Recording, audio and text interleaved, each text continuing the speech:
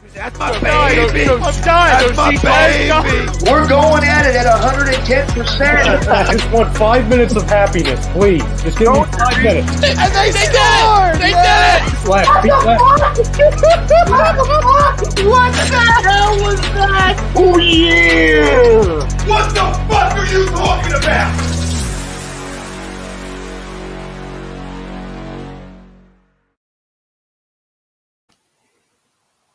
Welcome, ladies and gentlemen, to a brand new edition of the Hockey Happy Hour live right here on A2DRadio.com. I am Madison Square Garden along with the Darkwing, Brian Daly. What up? Hit that like, hit that subscribe, become a part of the family. You'll like it here. Absolutely. We have snacks. Plenty of them. You holding out on me? Are you holding out on me? I got Jolly Ranchers. You sons of I have bitches some- holding out on me. I have Always, some Twizzlers always. stashed. But anyway, Twizzler stash. I mean, I just had a bag of chips, so I can't. I really shouldn't be complaining. but hey, Darkwing doesn't only have snacks. He also has a big-time prospect making a debut tonight, right? Got Jamie Sure Drysdale. do. Jamie Drysdale, number 6 overall in the draft. This past draft, making his Anaheim Ducks debut here in a couple minutes. Can't wait. Oh. Can't wait. All right. Well, today on the show, we are going to be talking about the Flyers and the Islanders. Oh, and yes, Rob will not be joining us tonight. He has something he has to take care of. And right now, while he's not here, he is here in spirit. And, we're always with him, and he's always with us. So at the end of the day, though, he might even pop in the comments, possibly. Who knows? But yeah, so Rob won't be joining us tonight. He will be back next week. Also, I know that Don may be a little upset, but hopefully he'll understand. We are not going to be doing the mid-season awards this week, obviously. We will be doing them next week. So next week, we will talk about mid-season awards. Tonight, though, however, we will be doing post-game for the Flyers and the Islanders. After what was almost a complete and total collapse from the Flyers, they managed to snag a victory out of the jaws of defeat, and all that brought to you by Body Check Wellness.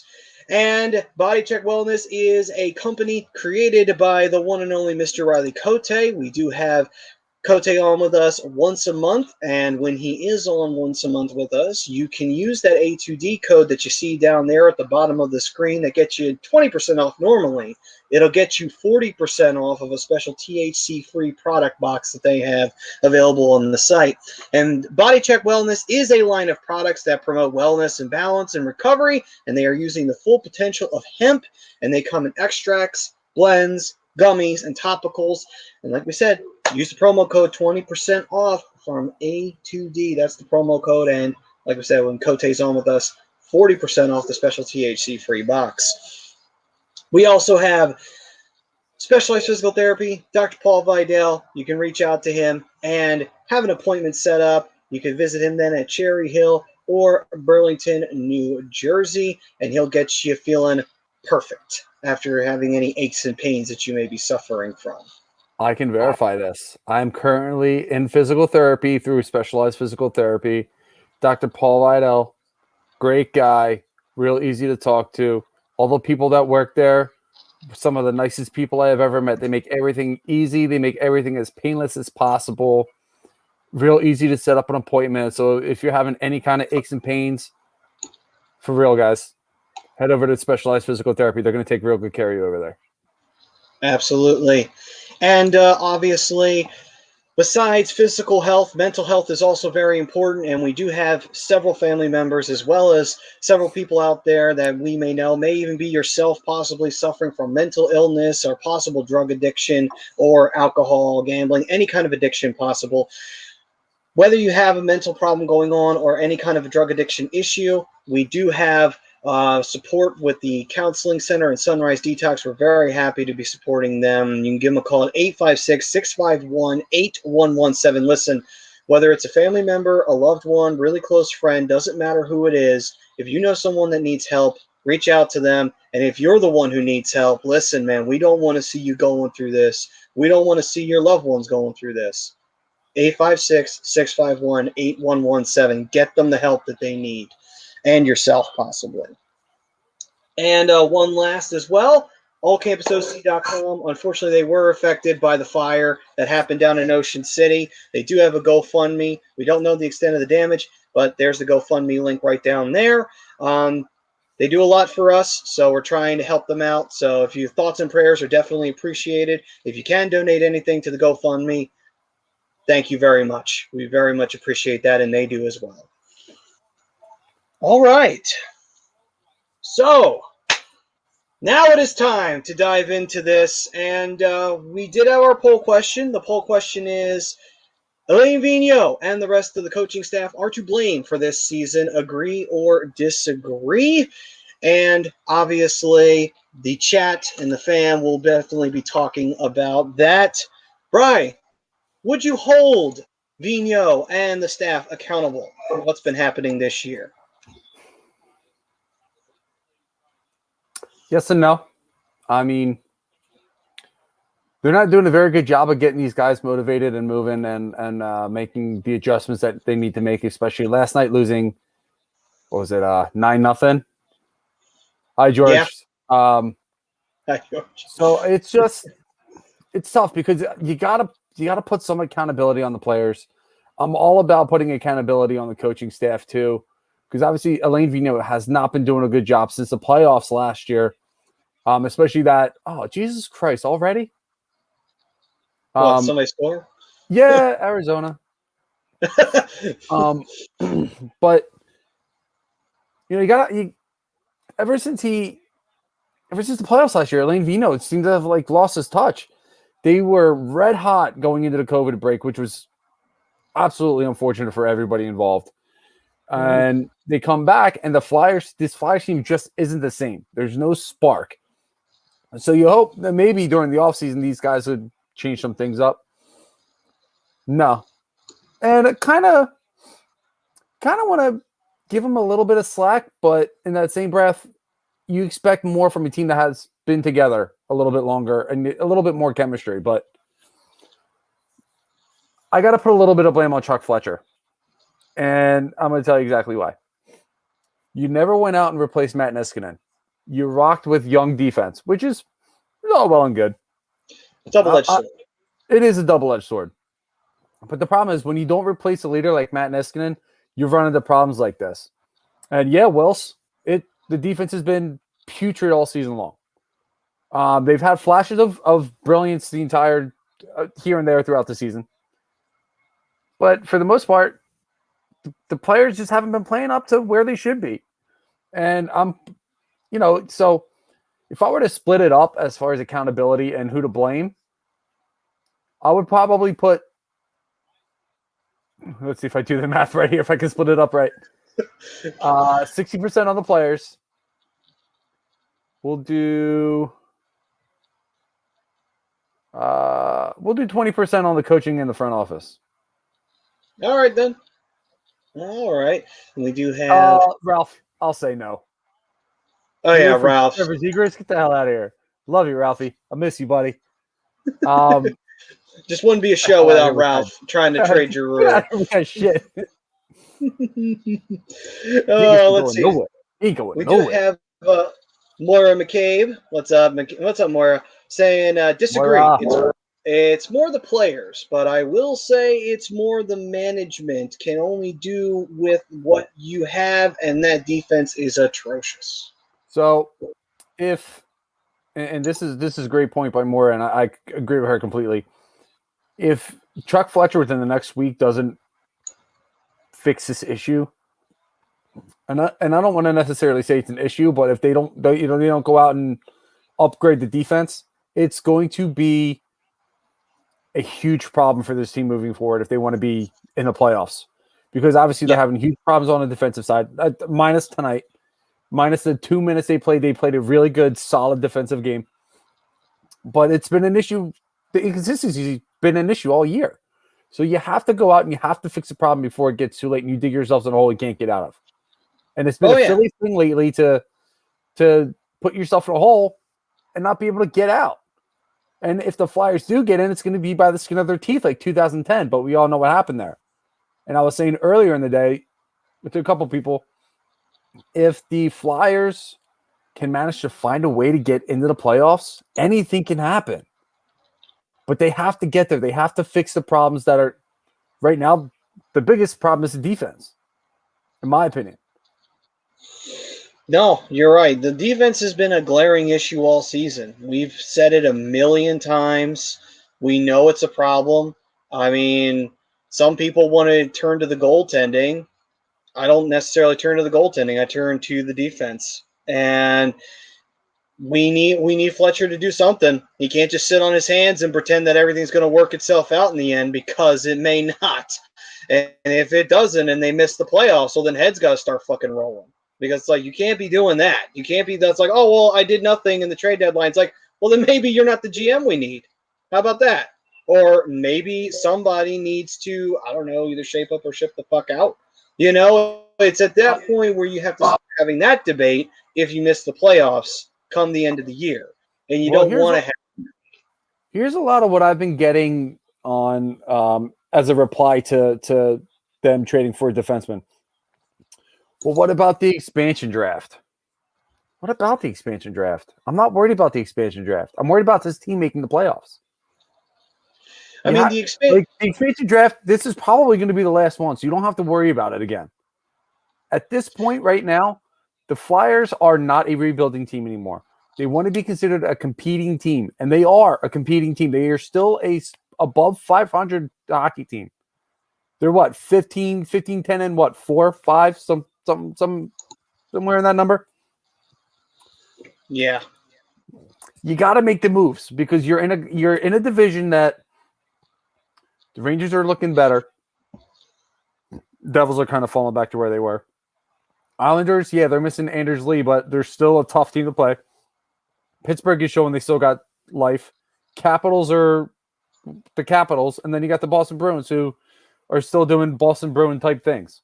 So if you want to compete and you want to battle for that playoff spot, you have to make the moves. You can't worry about the expansion draft. Protect the guys that you want to protect and hope and pray that they're not going to take somebody else that you like. But you have to focus on getting back to the playoffs consistently. And the only way to do that is to make the adjustments to the roster that need to be done. And I understand it's a little bit tougher with the cap right now, but you got to do what you need to do to take that next step forward, not a step back. You can't afford to miss the playoffs.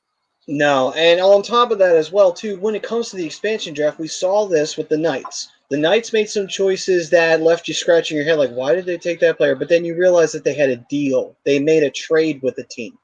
And that trade was therefore, okay, we'll take this player off your hands that you don't want in exchange for the trade that you're giving us right now. And a lot of that was stockpiling picks. Some of them were players that they eventually flipped, like a Trevor Van Riemsdyk. But the point is that you can do deals like that. It's not out of the realm of possibility that you can at least have the opportunity to fall back on that and say, okay, let's try to work out a deal with Seattle so that way they take somebody that we would prefer them to take, and we'll give up a little bit of something in a trade to them so that way we don't lose too much at the end of the day or lose someone we don't want to lose. The possibilities are there. Again, though, like you said, we don't even know where the Flyers are going to be selected in the draft. So, for all we know, they could. If you don't protect Voracek, they may take Voracek if it's early enough. If it's a little bit later, they're probably going to take somebody like when Vegas took Belmar. Yeah, we don't really know. We'll have to wait and see on that. And I think Joey summed that up pretty well, and so did Joe. Joey and Joe both summed it up pretty darn well here. Can't even enjoy a fucking win. Blow a 3-goal lead. Shaking my head. Yeah. That's man. Like that's all on. That's. I guess that's something that's your call. God damn it. I mean, here's the thing though. It's still a win though, and I'm not going to deny that. But it's still though. It's a glaring problem with that fucking third period issue that's still a problem. Yes, we wound up winning, but let's call it like it is. This was a big lucky victory because we got Oscar Lindblom got a goal at the perfect time and saved us from going to OT with them when they had all the momentum going in their direction. So in the end, We pulled the victory out of what could have been the jaws of defeat right there, because who knows what would have happened in OT. Now, yes, Lady Luck has been on our side against the Islanders this year in overtime, and apparently against pretty much on our side, period, when it comes to the Islanders. This is making up for them beating us in the playoffs. And Lindblom winds up scoring that goal very timely. I'll take the win. All the same, I will absolutely take this victory, and I'm happy we got it. They did not have to make it as difficult as they did, though. They are hurting themselves with all this shit that they do. They got the win, though, and I'm not saying they got the win. That's the important part. Like, regardless if what Patrick Brown said is true, like, whatever your opinion is on that, like, he says it was a choke.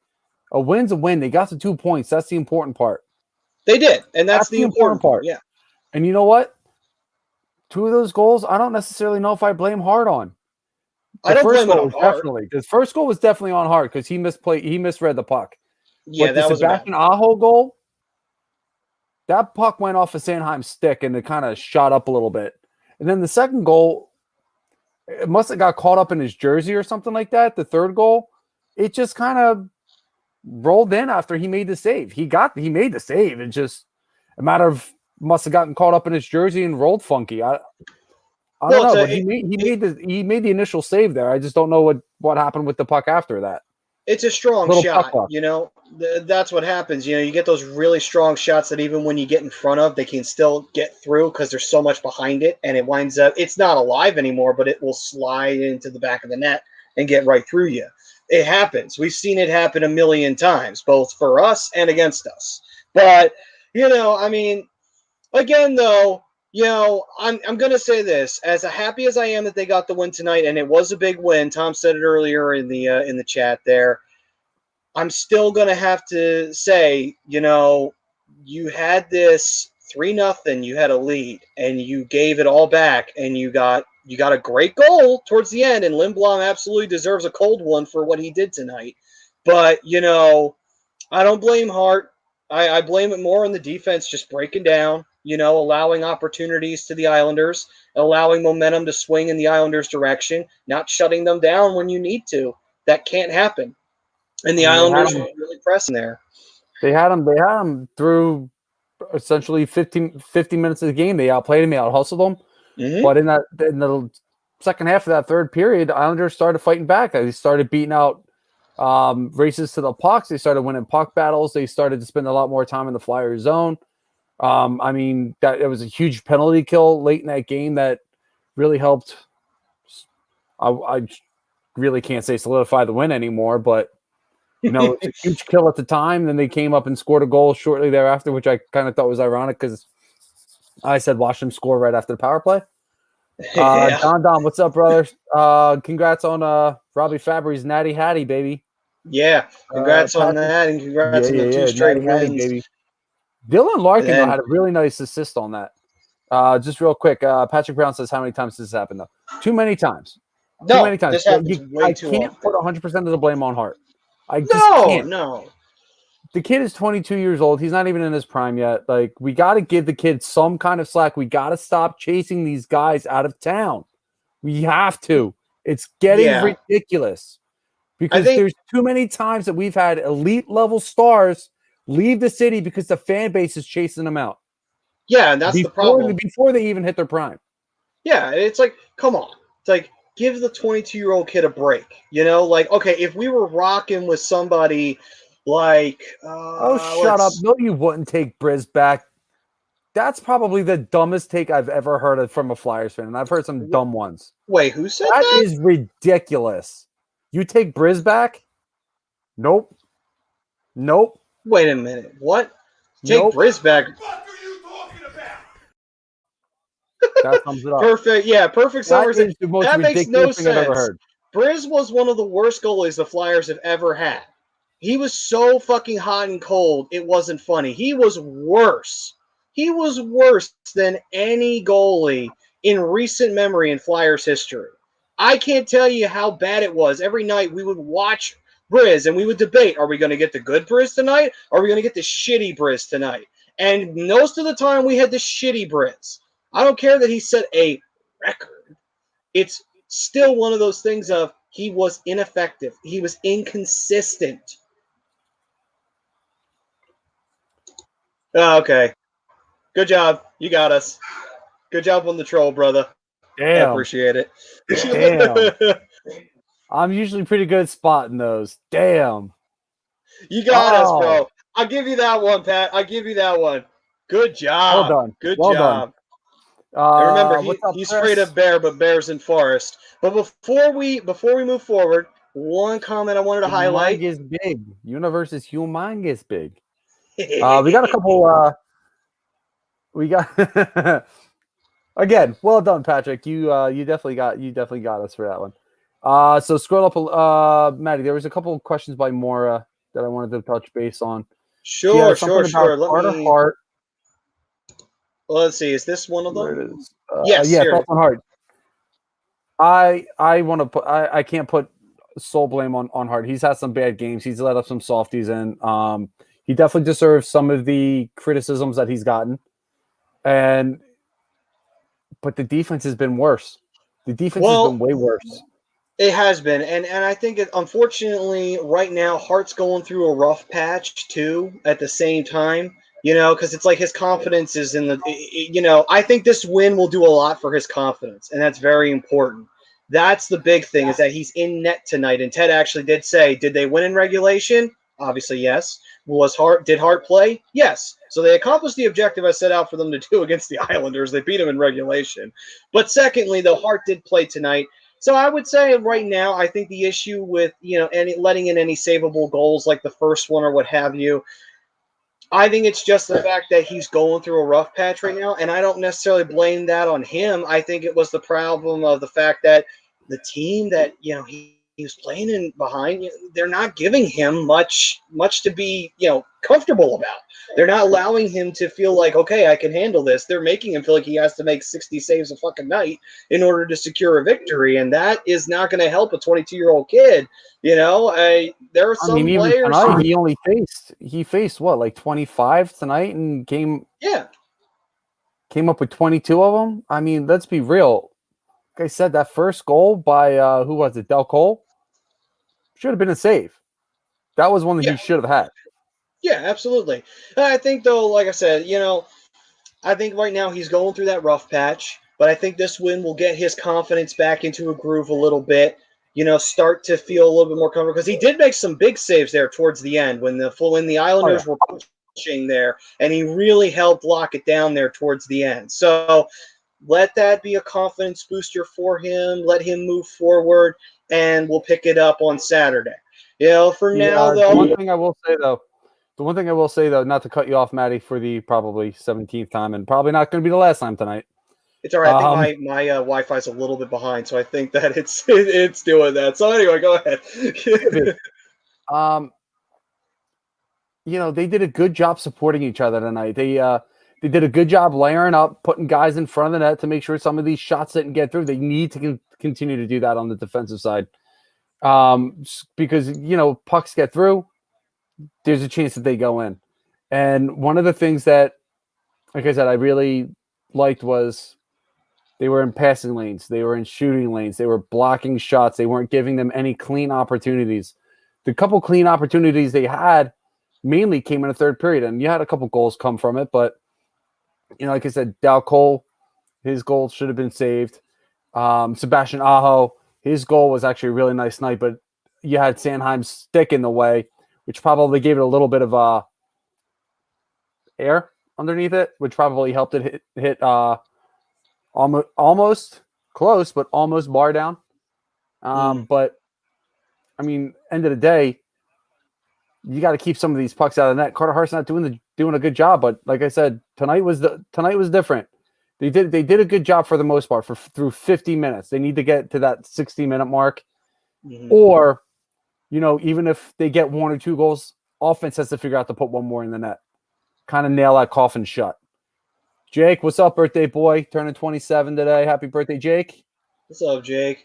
And he was disagreeing to the poll. Sure, the coaching staff plays a part of it, but this also goes to management and personnel. And then Tom said, I won a 100 on the Flyers tonight. Nice. More than I won. Pete was chiming in saying, "Yo, fam," and he agreed to the poll. What's up, Pete? Pete, my brothers. By the way, in honor of the hard victory, I do have this nice, lovely jersey that I've added to the collection. Where'd you get that? Coolhockey.com. Love that place. Love that place. Got good Say old what's up, Carter. Chris Dunn. Looks good, brother. They do a good job over there. They do. Chris Dunn saying, "What's up? Flyers need help." Absolutely. Chris, you're spot on, bro.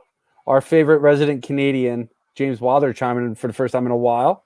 What's up, James? The Flyers' inability to close games out is worrisome. Agreed. Come to the playoffs, this D better step up. Close teams out. Oh, yeah, absolutely. There's no denying it anymore. It's a trend. You know, I tried arguing it a little bit earlier in the season, saying, you know, it's still early in the year. Give it time. Give it time. We're now, what, 30, maybe 35 games in? It's still an issue. Yeah, you can't have that. They need to close teams out. Need to close teams out. It's a trend you don't want to be in. Well, unfortunately, it's the trend that we are in right now. But Colin Gamble saying, "I would for sure trade Nolan Patrick." How are you feeling on that?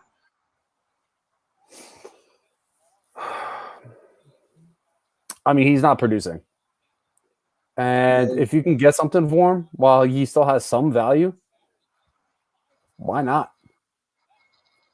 Why not? I mean, like I said, he's playing, what, third or fourth line minutes right now? Actually, let me look it up. I got it right here. He only has one goal in, almost the entire season. Maybe one or two. He started the fourth line tonight. He only played 10 minutes tonight. That's pretty 59 bad. seconds on the power play. I like him. I think he's got a lot of potential, but at this point, he's not producing. And maybe you swap him out and try and get somebody for him. Maybe somebody else that can fill the role. Maybe that's somebody you hold on to if you can't get the deal. Maybe you hold him up possibly to get the D-man that you want, or maybe you go with a situation where in the offseason when the expansion draft comes around, remember where I was talking about maybe making a deal so that they take a lesser valued player on their pick of the Flyers if there's a possibility they take a high pick. Maybe you throw Nolan Patrick in. It's like, this kid's got a ton of upside. Maybe he'll work out for you a lot better than he worked out for us. He was a former number 2 overall, and his value is still a little high as compared to what it could be if he has a terrible season next year and the year after that, possibly. I agree with James here. James goes on to say he does agree to the poll. When the Flyers get the lead, they change their play style, and it's a weakness. There's no argument to that. As soon as they get a 1-2 goal lead, they start sitting back. It's frustrating to watch because they'll sit back. There will be no more offensive pressure. It's almost like a Gabe Kapler type of offense where you'll have one good period, you'll put up a crooked number as far as goals go, then you sit back the rest of the game and let everybody else back in. Every damn time. It's the idea of defensive hockey, and unfortunately, that's a double-edged sword. Yes, it's great if your defense is, on full force, sharp, crisp, defending the blue line and making it impossible for the other team to penetrate deep into the zone or get a decent amount of shots off or even quality opportunities. But the problem is if it's not working, then you're allowing the team so much opportunities just to get back into the game because you're giving them all the time in the world to get back into it. 20 minutes may not seem like a long time. It's not even that, Maddie. It's more like when they sit back, they allow teams to just walk into the zone.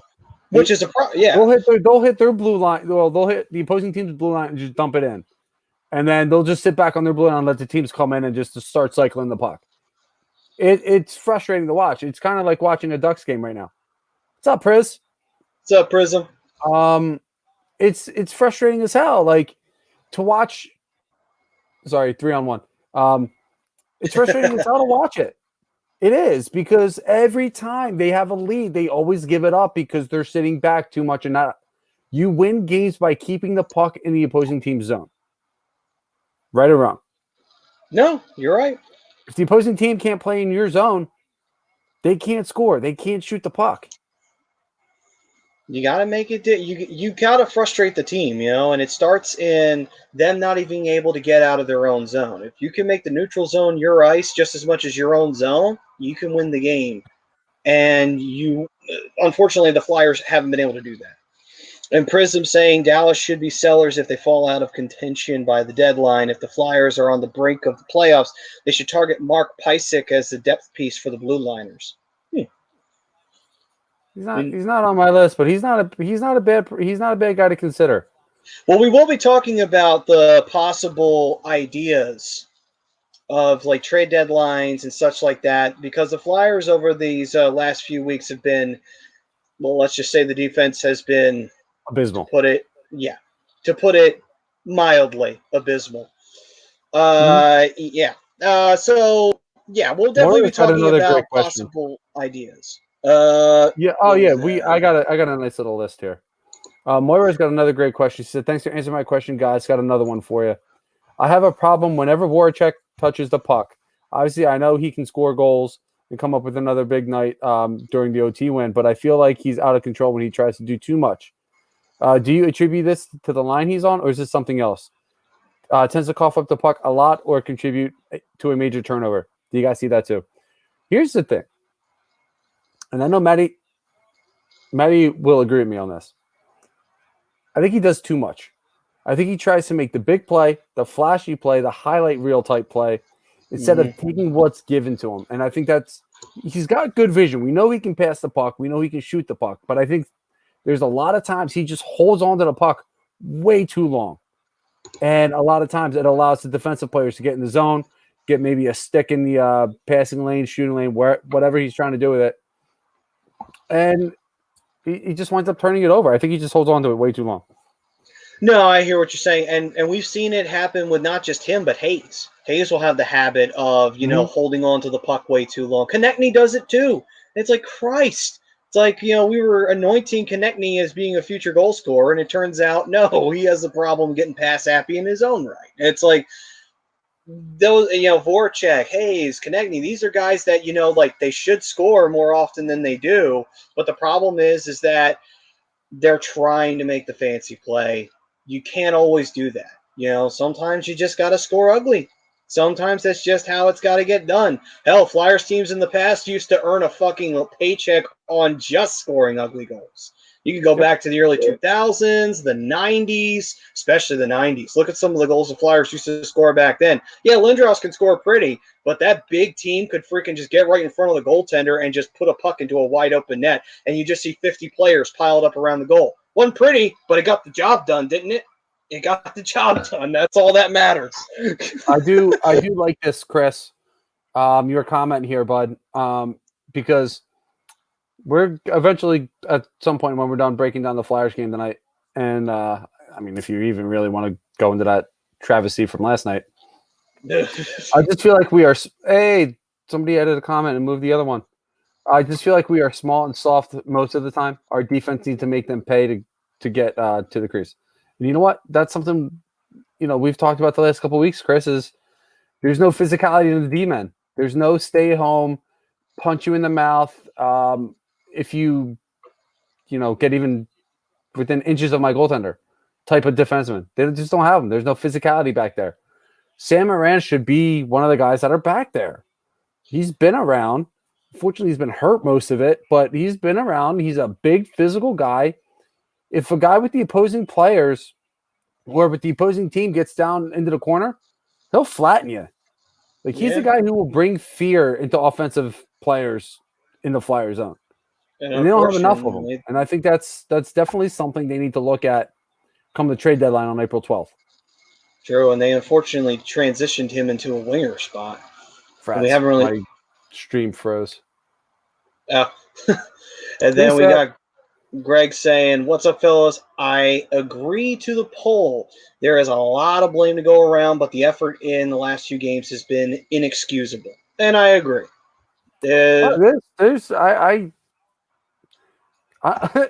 I'll be honest. I don't think there's really a wrong answer to this poll.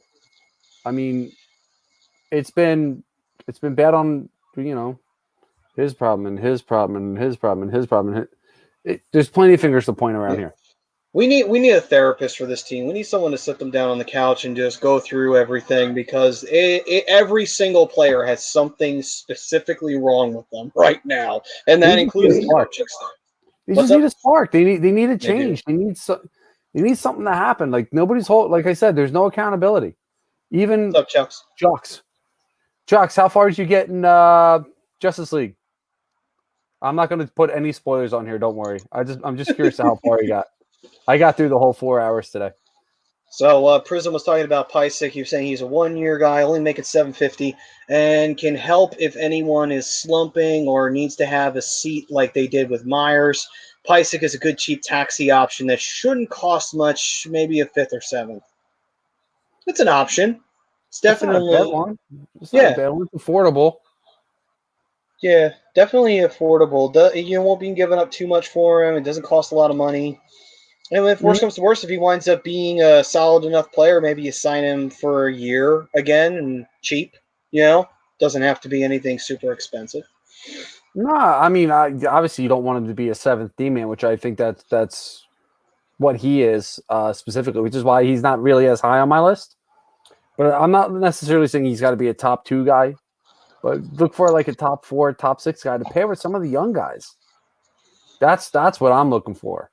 No, I got you. And Moira, to answer that, Konechny has been not taking opportunities to get himself on the score sheet. And when he has the puck, he makes very, very strange, head-scratching decisions with the puck is the best way to say what's been happening to him this year.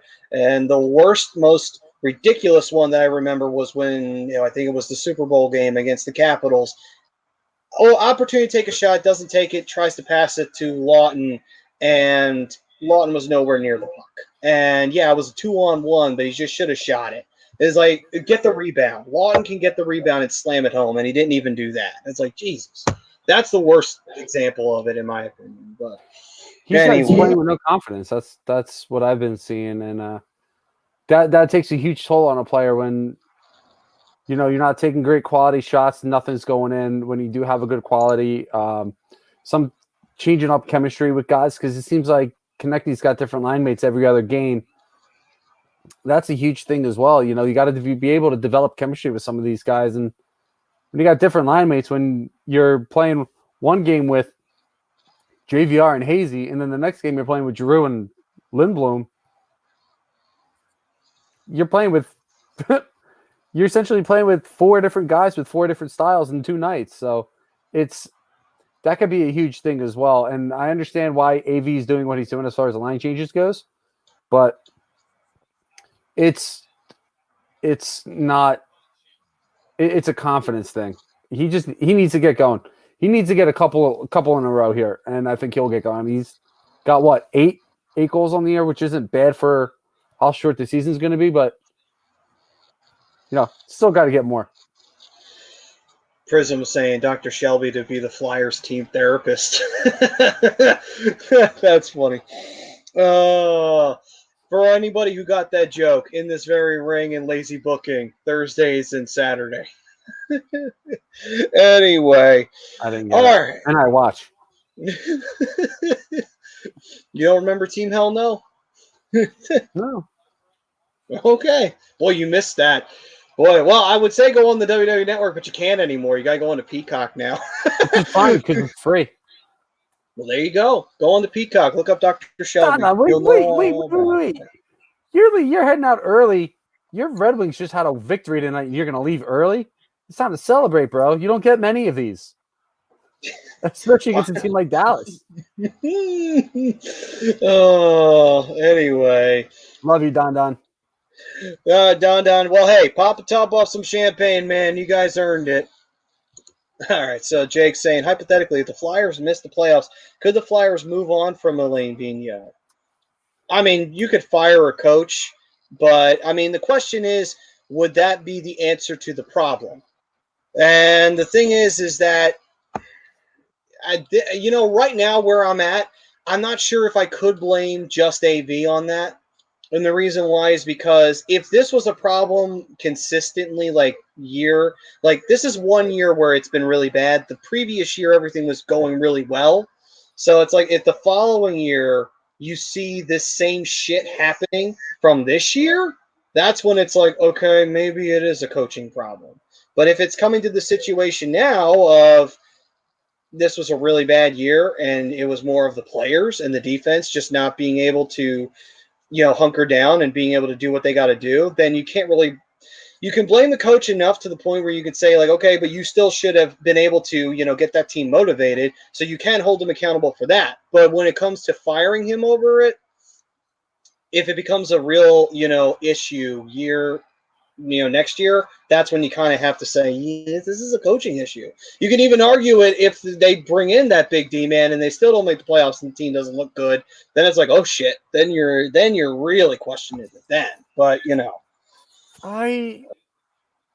I don't think so. I don't think they would fire him right away. I think they put him on a shorter leash. I think they pull a LaViolette on him, which is kind of why I think they were okay with bringing in two other coaches as well, in Michelle Therrien and Mike Gal, because if things do go south real quick for the Flyers, you have two other head coaches you can put in and put an interim tag on there or not, whatever. But, you got two other head coaches on the bench that can help out. I just don't see it because of how they played last year. I mean, granted, this year hasn't been that great, but they're still a 500 team. They're still above 500 team right now. May not be playing like it, but they are. Record shows that they are still a good team. We've seen really good things from them. It may not be for 60 minutes, but you still got 20 minutes, 40 minutes of really good play out of them.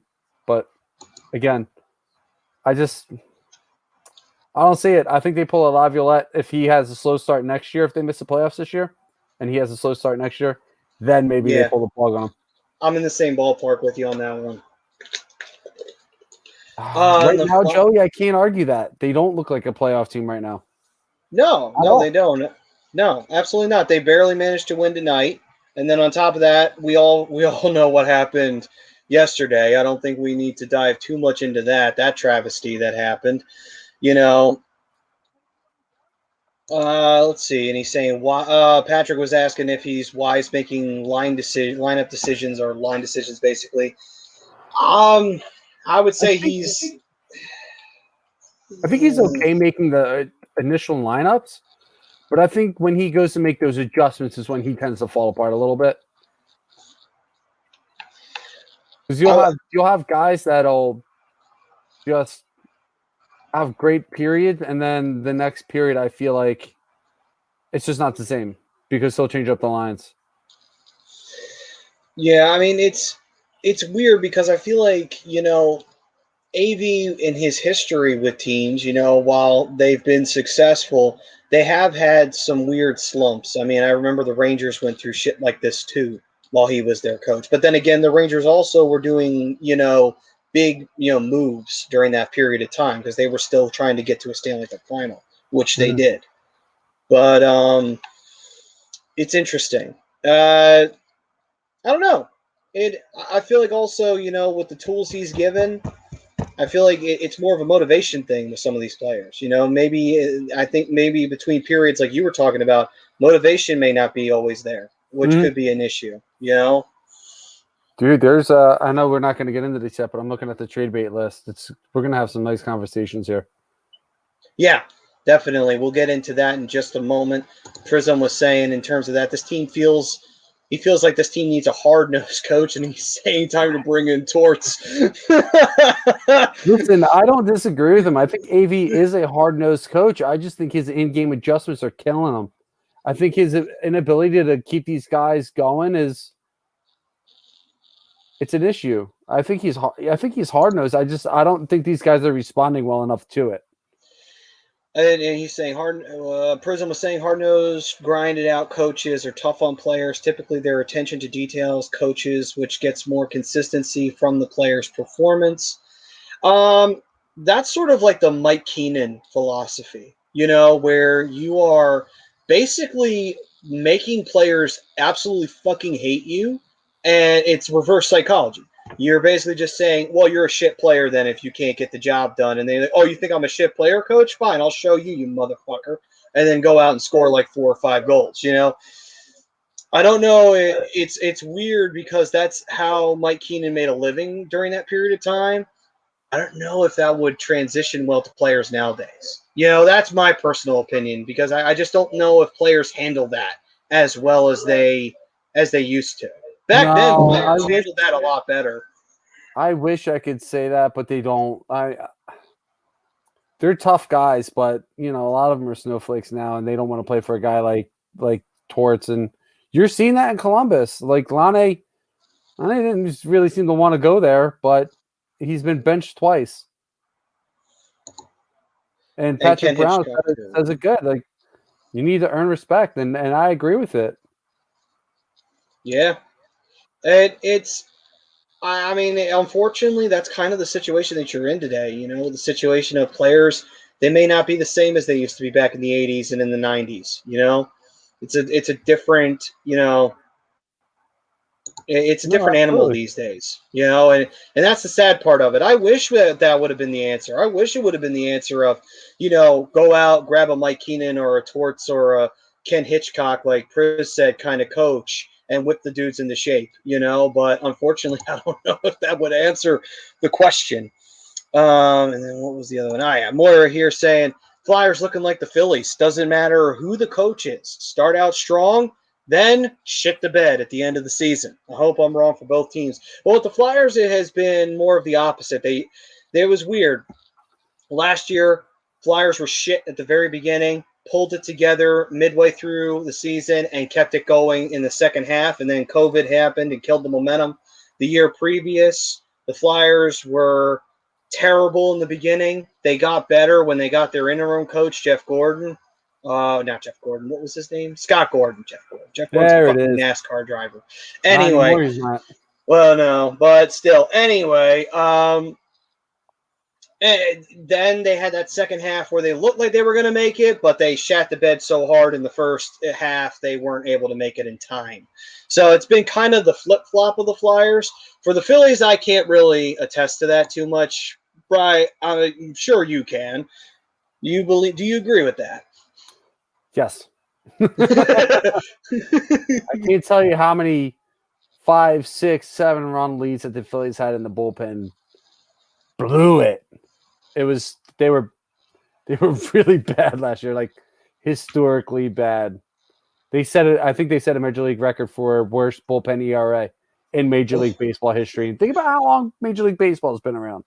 Well, it's been around for centuries. Oh, man.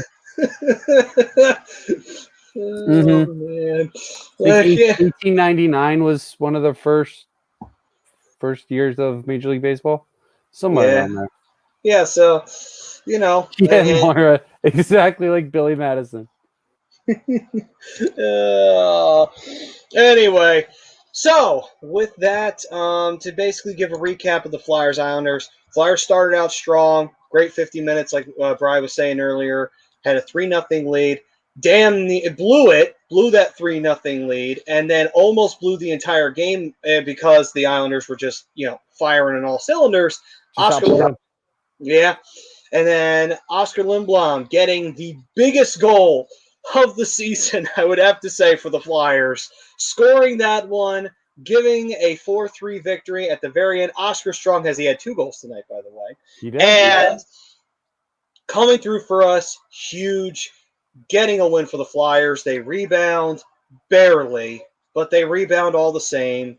Hart made some big saves there towards the end, and they managed to get the job done. 4-3 victory. They had to make it fucking dramatic. They just could not solidly finish off the Islanders. Even 3-1. I would have taken 3-1, but they couldn't even do that. Joey with the compliment.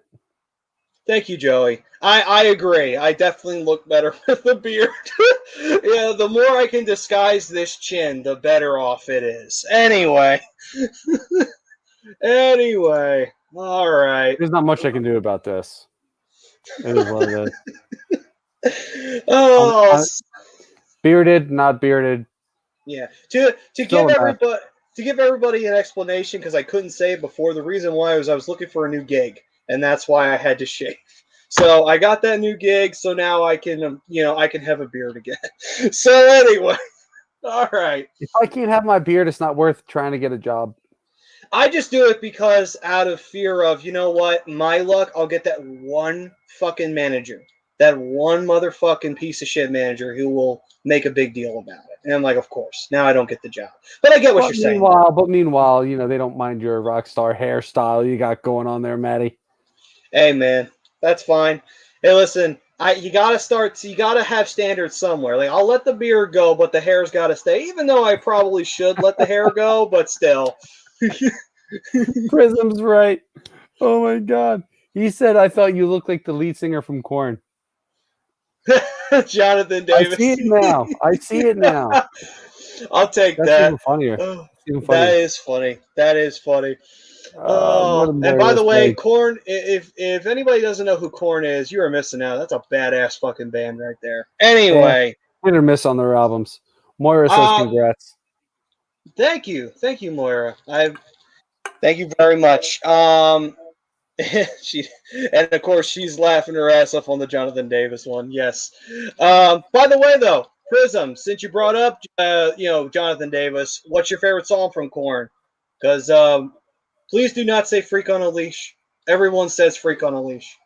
Anyway. I don't have one. If it makes you feel any better. I saw them live once, and that was only because they were on tour with the band I was singing. Who were you going to see that night? Linkin Park. Okay, that makes sense that they were on tour with Linkin Park. It was actually no, it was pretty cool because it was actually like the very first Project Revolution tour. So I actually remember the entire set because it was actually a pretty badass lineup. Started out with Less Than Jake was the opener. Okay, and then the Used came on after that. The Used, there's a band. Used. Yeah. They were terrible live. But you also got to remember, this was back in like 2004, so that's back when they first came out. Who came up next? It was Less Than Jake, the Used. I want to say, there was one other band I'm blanking on. But then after them was Snoop Dogg. Okay. Snoop Dogg was there. Gotta say, it was awesome. It was great. And then Korn was next, and they were pretty much the co-headliner, and then Linkin Park came on right after that. It was a good time. Long day, but it was a good time. And Pat saying, did my time, CBGB. Oh, CBGB's nice. There you go. I don't think that place doesn't exist anymore. I would have loved to go see a show there. Yeah, I know. I think they put a shop in there. Mm-hmm. It was a place where, most people talk about it. It was where some of the most famous gigs, most famous shows happened, period. You went there, you meant something, basically. Priz says ball tongue or clown. Okay. Interesting. So for me, I would say my favorite songs from them, Adidas. And I will tell you what Adidas stands for. All day I dream about sex, which is what that stands for. And then besides Adidas, I liked Make Me Bad, and then because that was on NHL Hits, by the way, which is where I discovered Korn. So that was awesome. Of course, you discovered them on a video game. Yeah, that's where I got a lot of the bands that I got into. That's what pretty much led to me becoming a metalhead, because NHL, they didn't give a shit. They had metal on there all the time. It was one of the few games that actually did, besides maybe Burnout or, a few other, games that you could think of off the top of your head that involve cars. The soundtracks on NHL games suck now. They do. Although I will say Royal Blood's new single that's on there on NHL 21 is actually really, really good. I think Royal Blood's a very good band. I love them. They are a very good band. Yeah, absolutely. Different. They're so different. They do. They got that cool classic rock sound to them, but it's their own twist on it. You gotta love that. No, I tried playing Hut, Patrick. I can't do it. I just don't have the attention span for it. I don't have the patience to play with these losers online. All these guys that are cheating. And then they'll Yeah. talk smack after you beat them. All butthurt snowflakes. Oh, You laugh because you know it's true. I know it's I had true. I had a buddy get reported because the kid was talking smack to him after he beat his ass. What? Oh my god. Yep. Really, a drinking song? I didn't know that was a drinking song. It's a great song though. They have a bunch of great albums where you can just sit there, just turn them on, just chill. Just chill. Maybe smoke a little, drink a little, have some fun, party, whatever. Chill. Love Lesson Jake. Love Lesson Jake.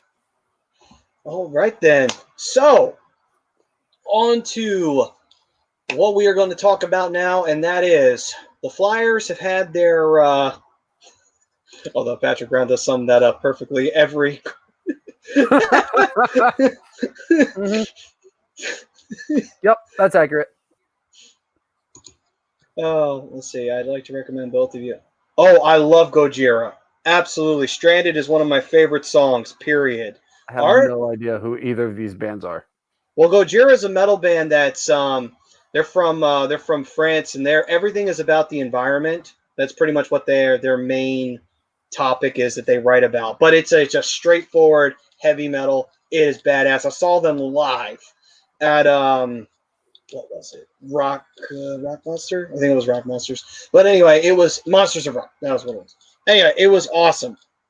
And it was in Camden, and it had the stage set up right behind like where the ocean is, and it was a perfect visual too. I'm like, wow, this band is just perfect, and this whole setup, the staging, everything was great for them. And then was it? Oh, The Art of Dying. I do not know that band, so I'll definitely have to take a look at that one. No, the song's called The Art of Dying. Oh, I'm sorry. Oh yeah. I thought he meant the group. Sorry, my bad. Wait, Patrick, you talk about Streetlight Manifesto? That's another band I like. Streetlight was really good. My brother actually knew the trumpet player in that band too. Streetlight Manifesto, they were good. I've seen them a couple times. Nice. All right. So, trade deadline talk. Here we It's my go. favorite time of year. It's my favorite It's time now- of year. Speculation City. Yeah, it is. And the Flyers are definitely needing to be active. The Flyers definitely need to talk about trading a piece to get a D-man big time. Question is, what D-man would they go get? The question is, Well, they who need- would they go after? I mean, They obviously, A little bit more than a D-man. well, yeah, a little bit more than that too. But still, that would be the main target for the Flyers right now, is to get a D-man that can get this defense back under fucking control, because clearly nobody else is able to do it, or nobody wants to. And we need that person now who can replace Matt Niskanen. So we got the lists. We're going to talk about the trade possibilities. We're going to talk about what bait we could throw out there and names that have been thrown around at the Flyers. Let's talk about it. Brian, let's get started. All right, so obviously we know who number one is. Matthias Ekholm. Mm-hmm. He's the number one guy on TSN's trade bait list as of March 17th, which was yesterday. 30 years old, which is perfect. This guy's been around. He's got 22 games played this year, 5 goals, 12 points. So we know he has an offensive upside. But the one thing that Matthias Ekholm has that the Flyers need is a little bit of a physical side. He won't let anybody sit in front of the net. He knows how to clear it out, and he'll bang bodies in the corner. Guy knows how to win puck battles as well. The thing that we need to pay attention to, most importantly, especially with the flat cap, is the cap hit. And his cap hit comes in at $3.75 million for the next 2 years. So you have him this year, and you're going to have him next year. So the question is, because apparently it's a big thing for a lot of people, what about the expansion draft? Who do you protect if you bring in like a guy like Ekholm? That's the only question. My thing is, try and get him. You got pieces. I mean, apparently, Broad Street Hockey and their experts are saying that Ghost and Gustafson is in on a deal to get Matthias Ekholm and Arvidsson. That's not going to be enough to get that deal done. Cap-wise, yeah. Cap-wise, absolutely, but it's not going to get that deal done. I mean, Nashville's looking to rebuild. So you're kind of in that spot of, okay, well, you have to give up picks. We're looking at a situation, maybe even a prospect. I mean, we really have to, you have to kind of look at it that way. What's up, Chrome? Chrome? And his response to the poll, I disagree. I blame Fletcher for not properly addressing the defense, which is what we are going to be talking about now with the trade deadline. In a COVID year and an insanely tough division, you're going to get exposed playing each other so much. They did a shit job replacing Matt Niskanen. Pretty much, because there was a lack of replacing Matt Niskanen. And Moira was saying, what is it? Would they be able to get a guy like Erik Karlsson, or is he off limits? He is off limits. Yeah, well, it's not even that he's off limits. His cap hit's going to be way too high. I think he's got $8.89 million cap hit. That's going to be too much for the Flyers to afford. The Sharks signed him to a huge deal. I also think he has a no movement clause. Yes, he does. So it would be one of those things where I'm not saying Karlsson wouldn't consider going to Philadelphia. I'm not saying that. What I'm saying is, like Bri was saying, we may not be able to afford it. So that's the problem. Flyers are pushing the cap as it is. I think I looked at it last week. I think they have like $800,000 in their cap available. That's not a lot. No, that's not a lot. So if you're going to make a move, it's got to be a fairly lateral move as far as the cap goes. Yeah, I mean, when we're looking at it from this one, we're looking at a situation where it would be great to get somebody like that, but you can't. So, as shiny as that object may be, we can't do it. That jumps too far. I do like this next guy on the list, though. I think that there's a pretty good deal we can make here, and that's David Savard of the Columbus Blue Jackets. Again, another 30-year-old guy, a guy who's been around, big physical guy, doesn't really pay attention offensively. He's a big-bodied, he's a bully back there, essentially. Which is what I'm personally looking for the Flyers defense is a bully. And no pun intended, because, being the Flyers and all. He's going to clear out the front of the net. He's going to crush guys in the corner. He's going to battle pucks. He's going to just throw his weight around. Now, in order to get him, I think you have to give up a little bit. I don't think it's going to be as much as to get Ekholm. I think if you package Ghost and maybe a mid-round pick, could be enough to get David Savard. Because you're essentially making that lateral cap move, because Ghost is making around that 4.25 mark, which is where Savard is. But the only downfall is Savard's a UFA at the end of the year. So do you try to re-sign him? Or do you let him walk? That is an interesting debate.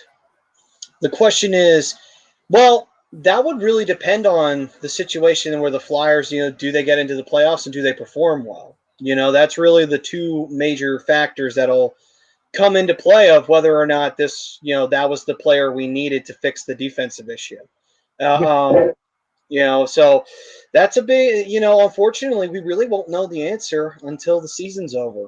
We really won't at the end of the day. Yeah. I mean, hell, even maybe you might know even if you miss, because the Flyers put themselves in too much of a hole in order to get a jump ahead of Boston or what have you. But at the same time, I would say more of if they miss the playoffs and then it's another one of those, well, that didn't do anything, Prism and Prism's talking about how JVR's contract could be utilized to match people's salaries. And then he would say, and he is saying last year, give up offense for a defensive stud, which is pretty much what he was. Wait, JVR's on his last year? I thought JVR signed a 5-year deal. I thought he did. Let me double check that. And while you do that, so we're going to go to number 3 on the list here, which isn't a defenseman, but I think it's somebody the Flyers could utilize. This is Rickard Rakell. Don't want to see him leave Anaheim. I'm a fan of his. Currently watching him not score goals right now. 27 years old, 30 games played. He's got 19 points on the season. Reasonable contract to bring to Philadelphia. 3.79 for essentially a year and a half. Been a 30-goal scorer multiple times. I think he hit 40 once. Guy knows how to score goals, knows how to create offense. I think he just needs a fresh start and some better players to play with. I mean, he's playing with a lot of young guys who are unproven, and he's still first-line talent. He's very much first-line talent, and Flyers could definitely utilize him because they definitely need a guy who can create some offense. That's something they're missing. I hear you. We've been preaching it last couple of years that they need a guy who can score goals. Raquel's a guy who can score goals. That is true. JVR signed a 5-year deal, $35 million. That's what I thought. So he's got, 3 years left? Let me see. In 2020 through 21, Van Riemsdyk will earn a base salary of $6 million, signing bonus of $1 million. Carry cap. Priz, he was considered a bad contract because you're paying the guy $7.5 million over 5 years. Yeah, a year over 5 years. So he signed a 5-year, $35 million contract at like 31 years old. He's actually, they're saying here, free agent 2023. So it'd be 3 years from now. Yeah, so this year, next year, and the year after that. Yeah. So he's got 2 years left on his deal. Moira, I can't agree with that comment more. G does deserve a cup. Yeah. Unfortunately, if the Flyers can't get him that, we may be in a situation where we're doing a Chemo Timonen all over again, and that would fucking suck. I'd be happy for him if he manages to win the cup with another team. Hopefully, it's a team that I don't hate. Didn't he either passed or tied? No, Gagne he passed.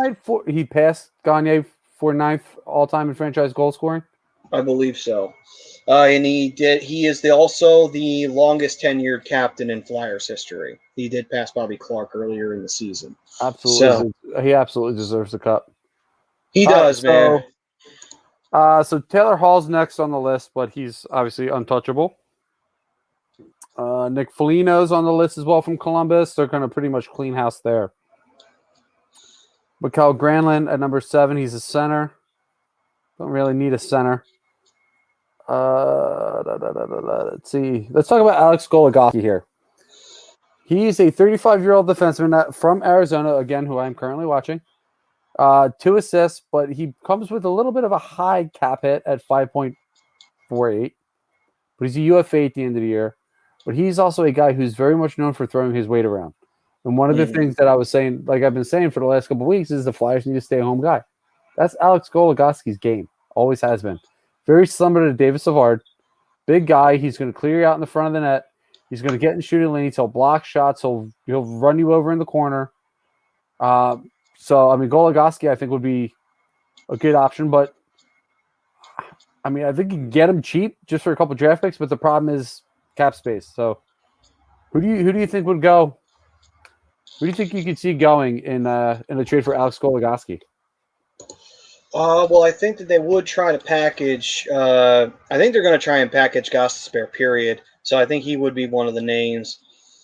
You might consider a JVR to go grab Goligoski because for Arizona, they would get offense. And I know defense, they would take a bit of a hit, but I think Arizona wouldn't mind having, more offense on their team. That's a possibility there. Another player that maybe, will give up a young player. Maybe consider possibly giving them Myers. I don't want to, but it's getting to that point where you're thinking like Myers is he's getting fucking spanked every night. He may be a player that may interest people because his upside's high. And he did just sign a contract, but it's not a lengthy one, and it's not a heavy, priced. So that's a name that you could throw out there. Other players that could possibly get thrown out. Well, I mean, I see a lot of people throwing out JVR's name out there, but JVR is probably not going to be moving anywhere. They, if anything, as we talk about the expansion draft, that may be where you see a JVR thing come up more, at that point than necessarily at any other period, only because, again, he had a lot more offense this year for the Flyers, and if he does continue to have a solid year in offense, doesn't have to have a barn-burning offensive year, and he's only got, he'll have 2 years left on his contract, so you can then say to Seattle, here, you can take JVR off our hands. Then you can say, okay, that contract's gone. Because he had a good, solid offensive year. He's not a big risk for Seattle. You can make him as a depth player, as a depth offensive player. Yeah, I don't see him. I don't see him going anywhere. Unless you're putting him, in a deal to get somebody huge, which I don't really see the Flyers doing. I don't think there's a real need to get anybody huge. You could probably afford a guy like Kyle Palmieri out of New Jersey. 4 goals, 12 points so far. He's a 30-year-old player. Good playmaker, smart with the puck, great vision. Had a huge breakout year the year after he got traded from Anaheim to the Devils. He's another former 30-goal scorer. He definitely needs a new start because he's definitely underwhelming as far as his production goes. And that's a lot of the reasons because he's in New Jersey. Devils still a rebuilding team. He's a UFA at the end of the year, so I think it'd be a perfect move for the Flyers to go out and get another right winger in Kyle Palmieri who can, again, like Rickard Rakell, create some offense. No, absolutely. And Kyle Palmieri is one of those guys who, he has a nose for the net.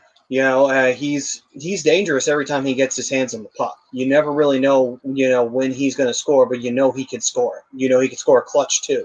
So it's one of those things that he is dangerous. It's interesting. Again, it would be one of those where, okay, if you go out,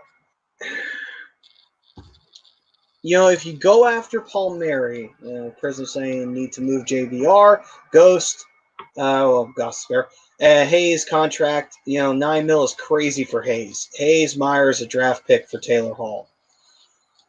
I mean, the Taylor Hall thing is an interesting one. It's just one of those things of I'm not sure about Hall only because even when he's on Buffalo and he's standing right next to Jack Eichel, can't necessarily say that his offense has been all that high. Wasn't all that high in Arizona either. I mean, with the Devils, he had a bit of a resurgence, and then after that, it just kind of fell apart. I don't know. Like Hall is. I don't know. I'm a little unsure about Hall. It's like I'm not. Can't move Kevin Hayes. Kevin Hayes has a no movement clause. Yeah, you can't move Hayes. Unfortunately, if he continues to go in the trend, then the rant that I did 2 years ago on that I will refer you back to that if you want to go back that far into the vault. Actually, I think it was one of those where I absolutely fucking lost it because of that fucking deal because we just got done with McDonald's deal. And then we signed Hayes. Year ago, we weren't talking about how that was a bad choice. Now, all of a sudden, it's like, oh, shit, is this going to become another one of those albatrosses? But there's a lot of time on that Hayes deal, so we'll see. Hayes also makes 7.1, not quite 9 there, Priz. Still pretty high, though, unfortunately. But I don't see any of those guys getting moved. I really don't. Like, I love you guys, and I love everything. I love everybody chiming in on this, but I don't see Hayes going anywhere. I don't see JVR going anywhere. I understand getting to move them. Okay, you got to create the cap space at some point. But, I mean, as of right now, there's not even any rumors involving these guys. Yeah. Decided they need a no movement clause. Apparently, Kevin Hayes' agent said he needs a no movement clause. Apparently, and no, Fletcher wanted to give it 9. to him. Oh, he's not getting 9, no. People were freaking out over 7 million, let alone 9. Well, let's be honest. We would have. This fan base would have rioted if they signed him to a $9 million deal. After just getting out of that McDonald deal? Oh, yeah. And let's see. And she said late comment, but speaking of chemo, it's his B-Day today. Yeah. So, hey, happy birthday to Chemo Timonen. So, hey, man, we all love Timonen. Boy, there's a D-man we could use right now. We absolutely could use a Chemo Timonen right now. There's a guy who wasn't afraid. If he had to throw a hit, he would throw a hit. He had offensive upside, but he was a leader. And that's the important thing, man. When he was in that locker room, guys followed him. He was a quarterback of the defense. And boy, we could use him. We really could use D-Man right now. Oh, anyway. In the box again. Jesus Christ, this guy's always in the box. Are you happy that you got that you outbidded the Flyers? No, he's not helping. He's not helping. But then again, the offense isn't helping either. So I can't put the total blame on him. But he's not exactly helping. Yeah, Dave, I'm watching the game. I know it's 2-0. And then, so Moira then also said, personally, I'm not letting go of Hayes. I'm with Moira. The only way I'm letting go of Hayes is if you're getting a young guy who's still in his entry-level contract that you can bring in, like, unless you're getting, like, a stud. Ooh, I didn't see he was Moira has a practical reason for this, though. She said, I bought my brother a Hayes jersey for Christmas, so he better not be going anywhere. Oh.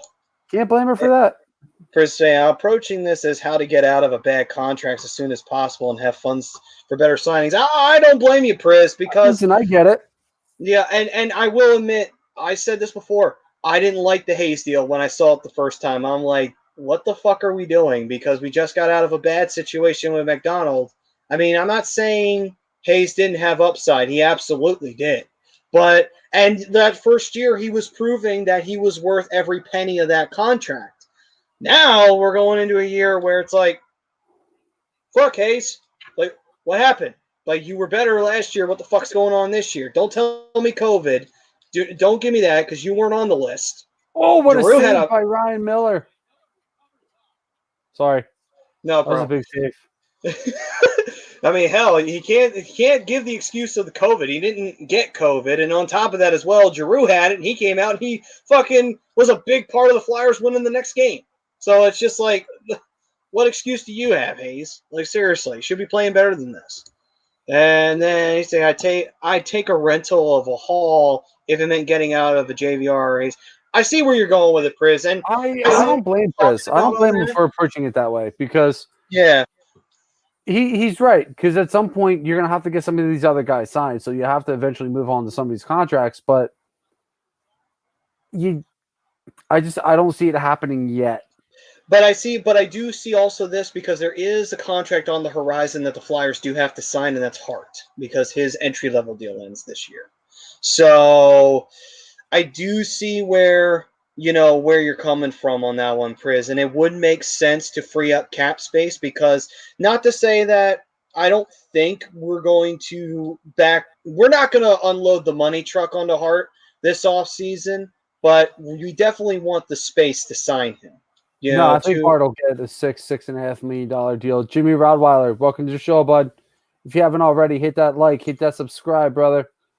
So, Jimmy, and he said, I think Hayes is just in a slump. They need a Jarmison or an Ekholm. No, and you're right. I mean, the defense should be priority one with a bullet right now.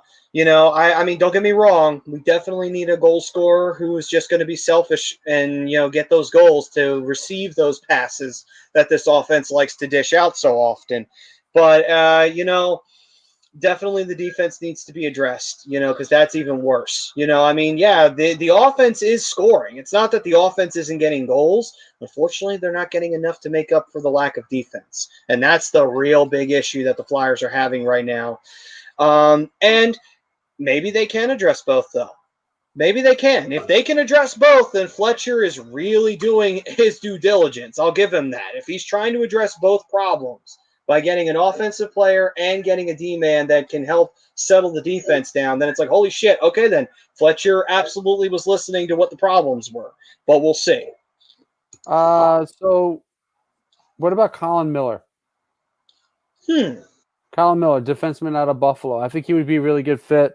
He does have some offensive upside, but he's another guy who's primarily a defensive guy who knows how to play a physical game and a shutdown game. I actually got to look at the rest of his stats. I know he's playing in Buffalo, so it's not really helping his stats out. But it's all right. It's not fantasy. He's fairly high negative in his plus minus. Interesting. see Moira had to go. Thanks, Moira. Have a great rest of your night. Night, Mora. Hopefully we'll see you next week. I don't know why I keep yelling at everybody after they sign off. You're not yelling. You're just enthusiastically saying goodbye. Yeah, so you can't defend a minus 16. Ooh. Is right. But then again, he's playing in Buffalo. What are his other stats though, in terms of like his time played and like is he at least contributing anything offensively? 6 points.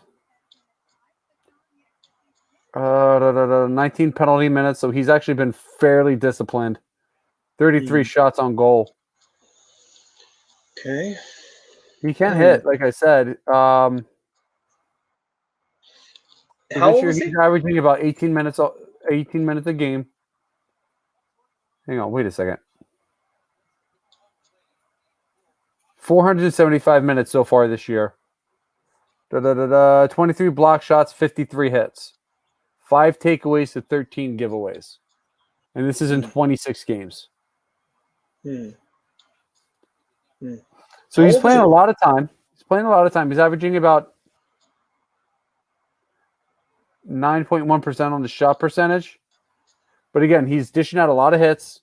He's getting down. He's blocking shots. He's playing defense. I think the Foley got like 4.5. Yeah. As long as he's playing Vancouver, though, he's worth it. Yeah. Jimmy, I agree, man. They need to get some vets in here. They need to split up some of these younger deep pairings because they're not playing well together. Yeah, it's a shame when it gets to the point where we've seen Myers got sat, Sanheim got sat. It's just that's not good because, you know, these are two young kids, the two prospects that we drafted, and we thought, like, okay, these kids are going to be really big, and we put them together, and it has been nothing but problems, nothing but headaches. It's like, what the fuck is going on? But, not sure about Miller, though. Oh, somebody scored, it sounded like. Tell me Jamie got that goal. Jamie Drysdale? Yeah. He got a goal. Nice. Maybe. Get it, kid. I got to see the replay. Hang on. Sorry.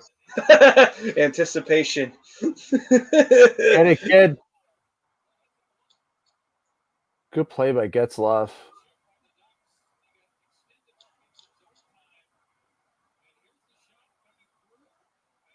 No, it's Max Jones's goal.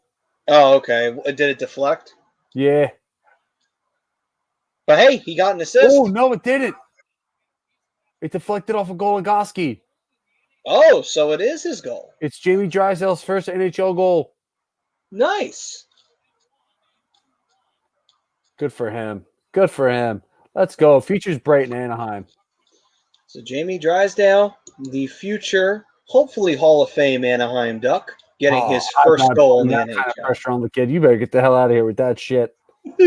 What? You don't think he's worthy of the Timu Solani, Paul Correa moniker? Hey, calm down. Jesus Christ. What? I'm a Ducks fan here, and I'm not even talking like that. We'll see. Give it time. Let him spend a couple years in the NHL level. What? What? I can't be one of those Flyers fans that are in the groups that want to make Carter Hart out to be the fucking coming of Ron Hextall, only at 22 years old. I plead the fifth. All right. So Mark Stahl would be an ideal candidate. I do like that.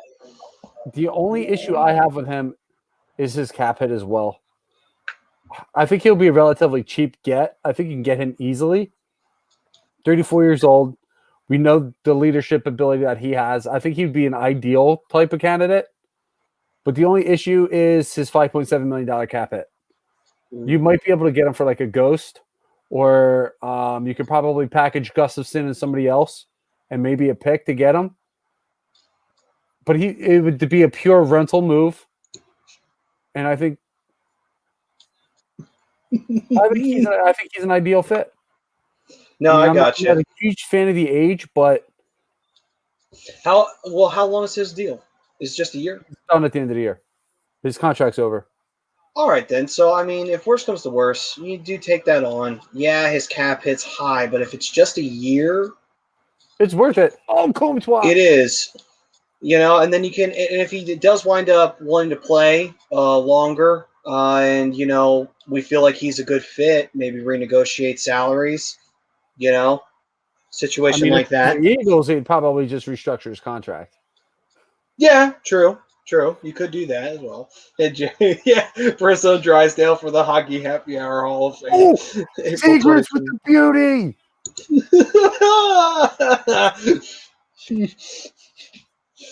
The kid's coming in clutch. Let's go. Yo, oh my God. I can't wait for you guys to watch it on the fly later. The toe drag. This kid this was pretty. Okay, so were there any other names on that list? Oh, that was beautiful. Now you want to talk about Hall of Famer? Let's talk about Zegras. Mixture of Patrick Kane and Matt Barzal. Are you kidding? Let's go. So other names on the defensive side. There's only a couple names left. Okay. I think one we'll touch on, but I don't think he's going to really be an option. But Dmitry Kulikov at 30 years old from the Devils. Now he's a relatively cheap option, and you're going to get some leadership out of him. Interesting. I don't mind that. $1.15 million cap hit, and he's a free agent at the end of the year. I don't mind that option. If you can't get the big name, it's not a bad option to go to. Nope. Again, he's another guy. He's a physical stay-home guy. He'll clear the front of the net. He'll hit you in the corner, pop you in the mouth if you touch the goaltender. The type of guy who will drop the gloves if he needs to. He'll defend any player to pretty much his death, I guess. I don't know. That might be a little extreme, though. And the only other name that I would really consider, and I didn't realize how low his contract hit was, Jamie Alexiak at the Dallas Stars. And I'm pretty sure, I saw Prism's comment earlier about the Stars being sellers. I think if they do sell off pieces, Jamie Alexiak would be a good piece for them to get. That wouldn't be a bad option either. His salary, how high is his salary? 2.14. That's not bad. That's not bad at all. Not bad for a 1-year option. He's got 6 points offensively, but again, he's another defensive-minded defenseman, which has been something the Flyers have been missing all season long. No, you're right. They don't have any. By the way, Jimmy was saying disagree to the poll. COVID, lack of talent, and skill on the blue line, and the Swiss cheese goalies are to blame. I don't blame the goalies, man. I disagree on that one. I think that it's not Hart's fault and it's not Moose's fault. I think Moose has let in some softies. Hart has let in some as well, but I blame the defense. It's completely the defensive's lack of ability to get the job done and shut down teams in the neutral zone and defend the blue line properly and giving turnovers and allowing golden opportunities to the other team. Do we have the Flight Zone crew in here tonight? The new guys on A2D Radio that you can check out every Monday night at, I believe, 9:30, boys? I think that's Jimmy and Evan. Really? That is correct, sir. Well then. We got the Flight Zone crew in here. What's up, boys? I didn't realize that was you guys. Welcome to the wonderful wild world of A2D Radio. Welcome to the family, boys. Welcome. All right, boys. What's going on? Nice to have you here. Nice to have you here. What's going on, Evan? He was saying hi to Jimmy there. And he's saying we need a grinder. Well, I mean, we have Andreoff. So looking at the list for sure, as far as grinders go, there's not a ton. I mean, we were saying, Jimmy, that Rickard Rakell could be an option for the Flyers. He's affordable and he's got two years left on his deal, including this year. Jake DeBrusk, I think you guys were talking about DeBrusk on Flight Zone on Monday. I mean, there's not a ton of grinders on the list. I mean, Palmieri could be a good goal scorer. I mean, you definitely needed some offense. You definitely need that pop on the offense. You do. I mean, Maybe get a Bobby Ryan. Finally, get a Bobby Ryan. Get Bobby Ryan. Scores 30 goals. He's playing really well in Detroit. I know he is, and I would if he comes to Philadelphia and he just puts up numbers, I'm gonna laugh my ass off because I'm like, well, what the fuck? Why in the hell we just get this guy at the beginning? That would have solved the problem right from the very beginning. Anyway, the thing I like about Andreoff though is he's not afraid to drop the gloves when need be, and you saw that the other night, but you didn't see it last night when they needed it the most. When they needed a spark, a jump, something. There was nothing there. Nobody was around. They were all gone. Nobody showed up. Yeah, that was definitely a Frank sighting. Frank's everywhere, whether we want him to be or not. Love you, Frank. Yeah. Prism was wondering why Frank showed up. Yes, Jimmy, I was jokingly saying Andrea. If you have every right to laugh at that comment. Where is he playing? Prez, where is he playing? Caulfield? Is he he's not at the NHL level yet, is he? I think he's still playing in Montreal's AHL affiliate, right? Or is he back in juniors? Might be, because Caulfield's saying he's saying he has 46 points in 28 games. And Jimmy was saying, we've been pleading for Wayne Simmons to come back. Don't know how possible that is. That ain't happening. He's finally back home in Toronto. He's not leaving there. He's finally playing for his hometown team. And I think he's probably going to call it a career shortly thereafter that. Who's the most disappointing Flyer? Wait, who's the most disappointing Flyer this year besides any of the goalies or defender? Well, the most disappointing in terms of offensive wise, that would be Konechny for me. You could argue Hayes too in that category, but I'm going to throw Konechny out there. He's been pretty brutal to watch at times. What about you, Bri? I'll probably go with Hazy, just for his leadership ability. I don't think he's keeping it as light as he was earlier last year. Obviously, his production is down. He's not looking good on the penalty kill or the power play. It's to me for what he's making, he's not producing enough. No, he's making a good truckload, and he's not doing shit right now, and that's not helping it. And Prism's saying he's in Wisconsin, so he's in college. Okay, I mean they can't bring him up yet, but it wouldn't surprise me if Cole Caulfield finds his way to the NHL this year. Most surprising, Farabee.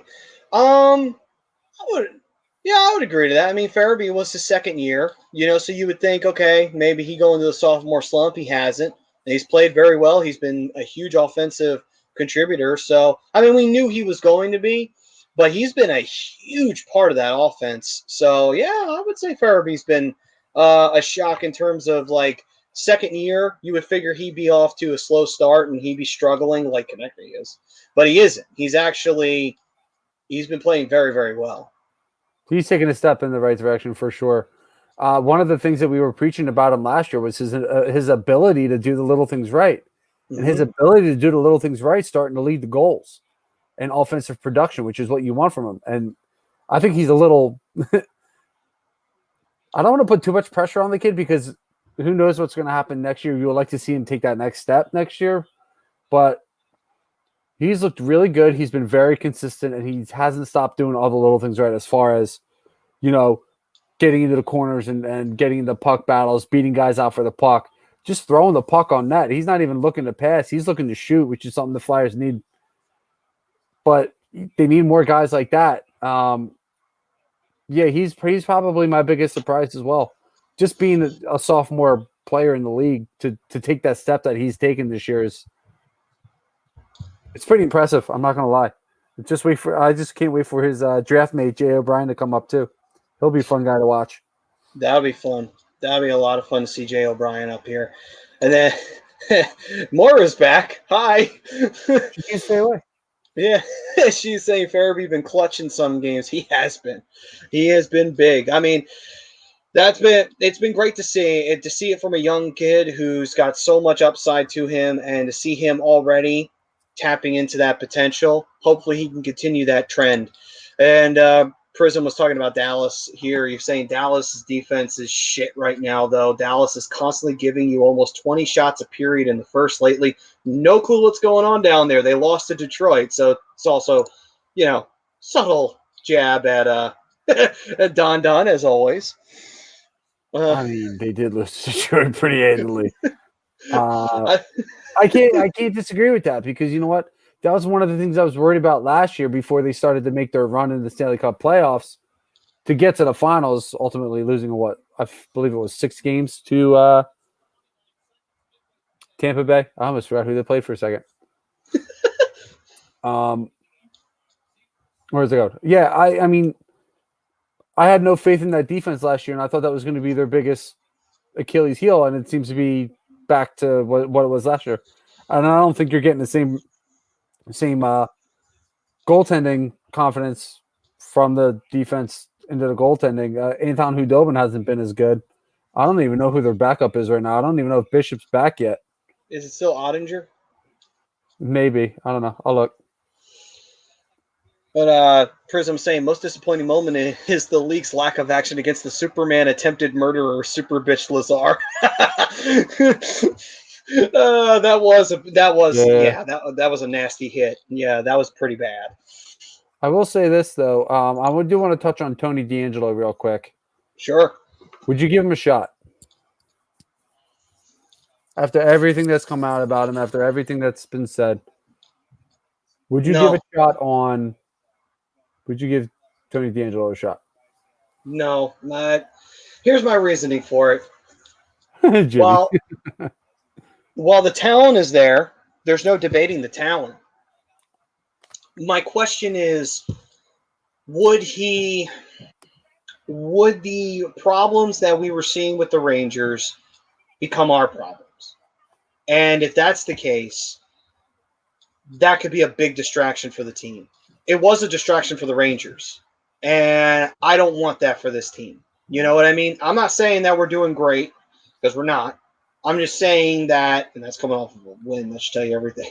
But, I will say, though, that I just don't want the drama in the locker room if that could lead to that. I'm not saying that everything is 1,010% accurate on him, because Colby Cullen, we had him on, and he was calling, bullshit on a few of the things.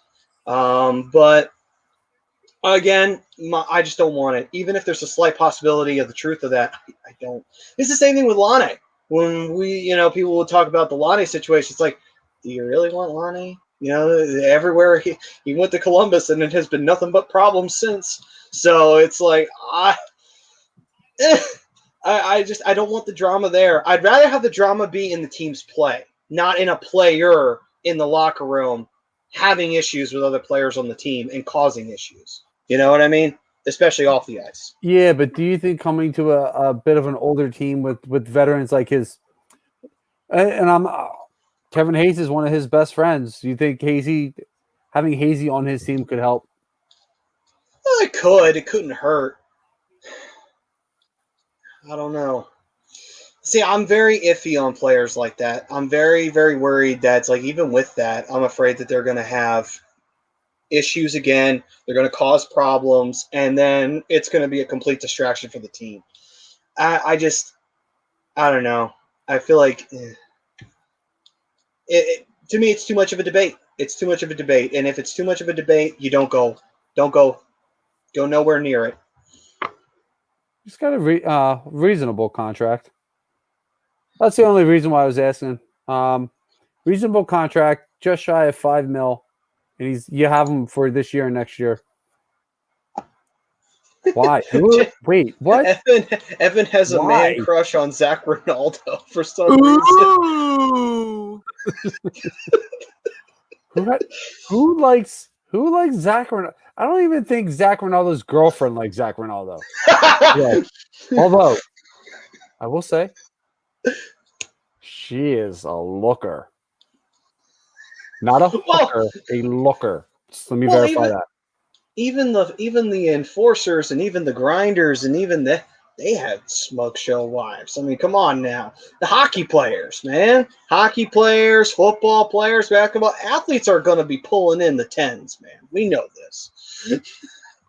I mean, hell, Carter Hart's probably bagging Tara.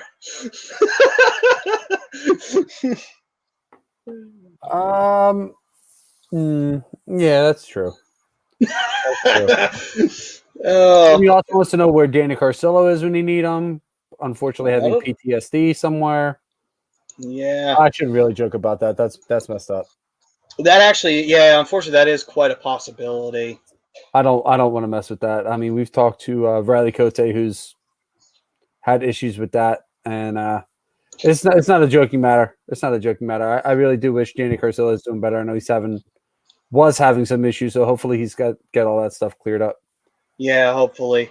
I'm not a big car bomb fan, but you know what? He was yeah,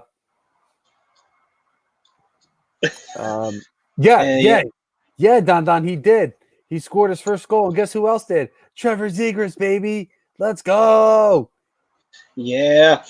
And Prism was saying, no to D'Angelo. With the team struggling with its identity right now, it's not worth potentially rocking the boat until it's capsized. Yeah, and I hear you on that one. Jimmy saying, losing Niskanen killed us. Yep. Trying to replace him with Gustafson and Ghost buried us. For us, for as well as Chuck Fletcher did last season, he disappointed this season. I agree. It's tough to replace him, and they have to do it sooner than later, in order to make a step forward and getting closer back into the playoff chase, which they're not far out of. I don't know if Pittsburgh wound up losing. But I think if Pittsburgh did lose, they're only a point out of the fourth spot. Don saying, holy shit, bro, the future is bright now. Gotta wear shades. You know it, Don. You know it, buddy. Yeah, man. Now let's see. And Prism saying D'Angelo to Pittsburgh or Edmonton makes more sense to me. I could see D'Angelo going to Pittsburgh. I could totally see him going to Pittsburgh. I think there's a couple guys in that locker room could help keep him in check. The only reason why I'm asking about the Flyers is because I know he's got a couple buddies over here, and I get it. Probably keep him in check as well. Edmonton needs the defensive help for sure. They're all offense.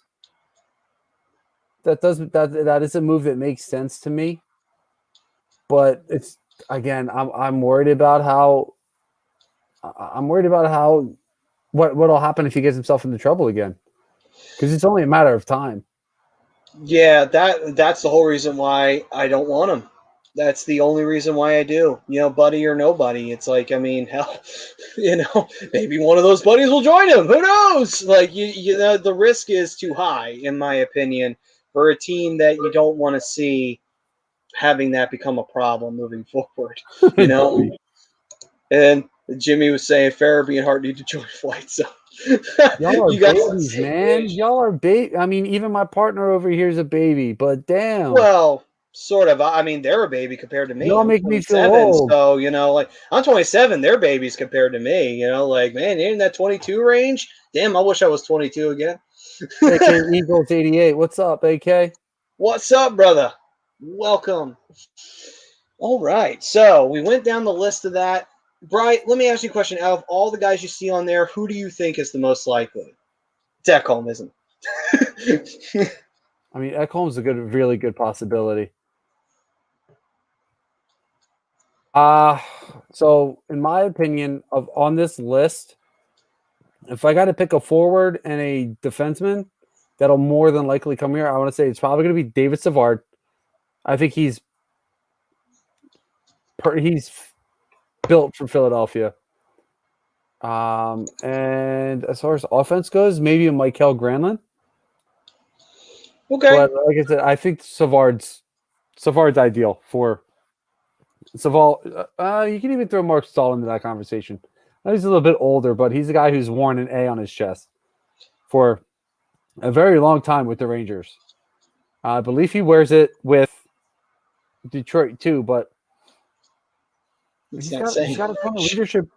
behind him. So he's got that repertoire built to be a guy who, the players respect in the locker room and brings a lot of experience with him. So Stahl or Savard would be my top two guys, and then I wouldn't mind seeing a Mikhail Granlund come here offensively. I mean, Bobby Ryan's having a good start to the year, 33 games in, 13 points. Then again, he's on but he's on a bad Detroit team, being a point leader. Put him on a good team with good guys who can, help support him. Give him some good opportunities to create some offense. I think he can get some more points out of Bobby Ryan. No, I hear you on that one, man. So, hey, the trade deadline, it's coming. And true, it for saying send him to Vegas, Reeves, or Minnesota with Dumbo. Oh my God, he won't say nothing crazy in there. Oh boy. Hey, no worries, AK. You should drop on in any time. But we appreciate it as always. Hit that like button, hit that subscribe if you haven't already. Yeah. Hey, man. Listen, I haven't watched back since the Hextall days. Oh man. Hey. I will say this, you didn't miss anything last night, but tonight it was very dramatic, and they almost lost, but they pulled through tonight. Hopefully we don't have to do this dance again on Saturday. But anyway. But hey, man, love it. And back in the day, man, Ron Hextall, boy, I wish we had goaltending like that right now. No, I'm joking. You do. He's 22 years old. He's still a baby. We do. He's 22 years old. Poor kid. I really do feel bad for Hart, man. Like, my heart goes out to that poor kid. He's trying as hard as he can, but when the team plays like shit in front of him, there's only so much he can do. Anyway, and also Don Don's telling you to watch your mouth. Anyway. Come over here and make me, Don Don. And then after you make me, we'll chill and we'll have a couple beers. Watch the old Detroit versus Anaheim playoff matchups. Anyway. I got him. I got the DVD set where we beat them in the Western Conference Finals to go to the Stanley Cup in 2007. And then Don Don will bring his from the 90s. Hey. You watch it. Yeah, Pove. Did you see that goal by Zegras? Yeah, we got Pove chiming in, brother. Yeah, man. Beautiful goal. Beautiful goal. And we're missing you too, brother. We're missing you too. And John, what's up, John? Saying, I don't want this team to buy at all. This team should be sellers.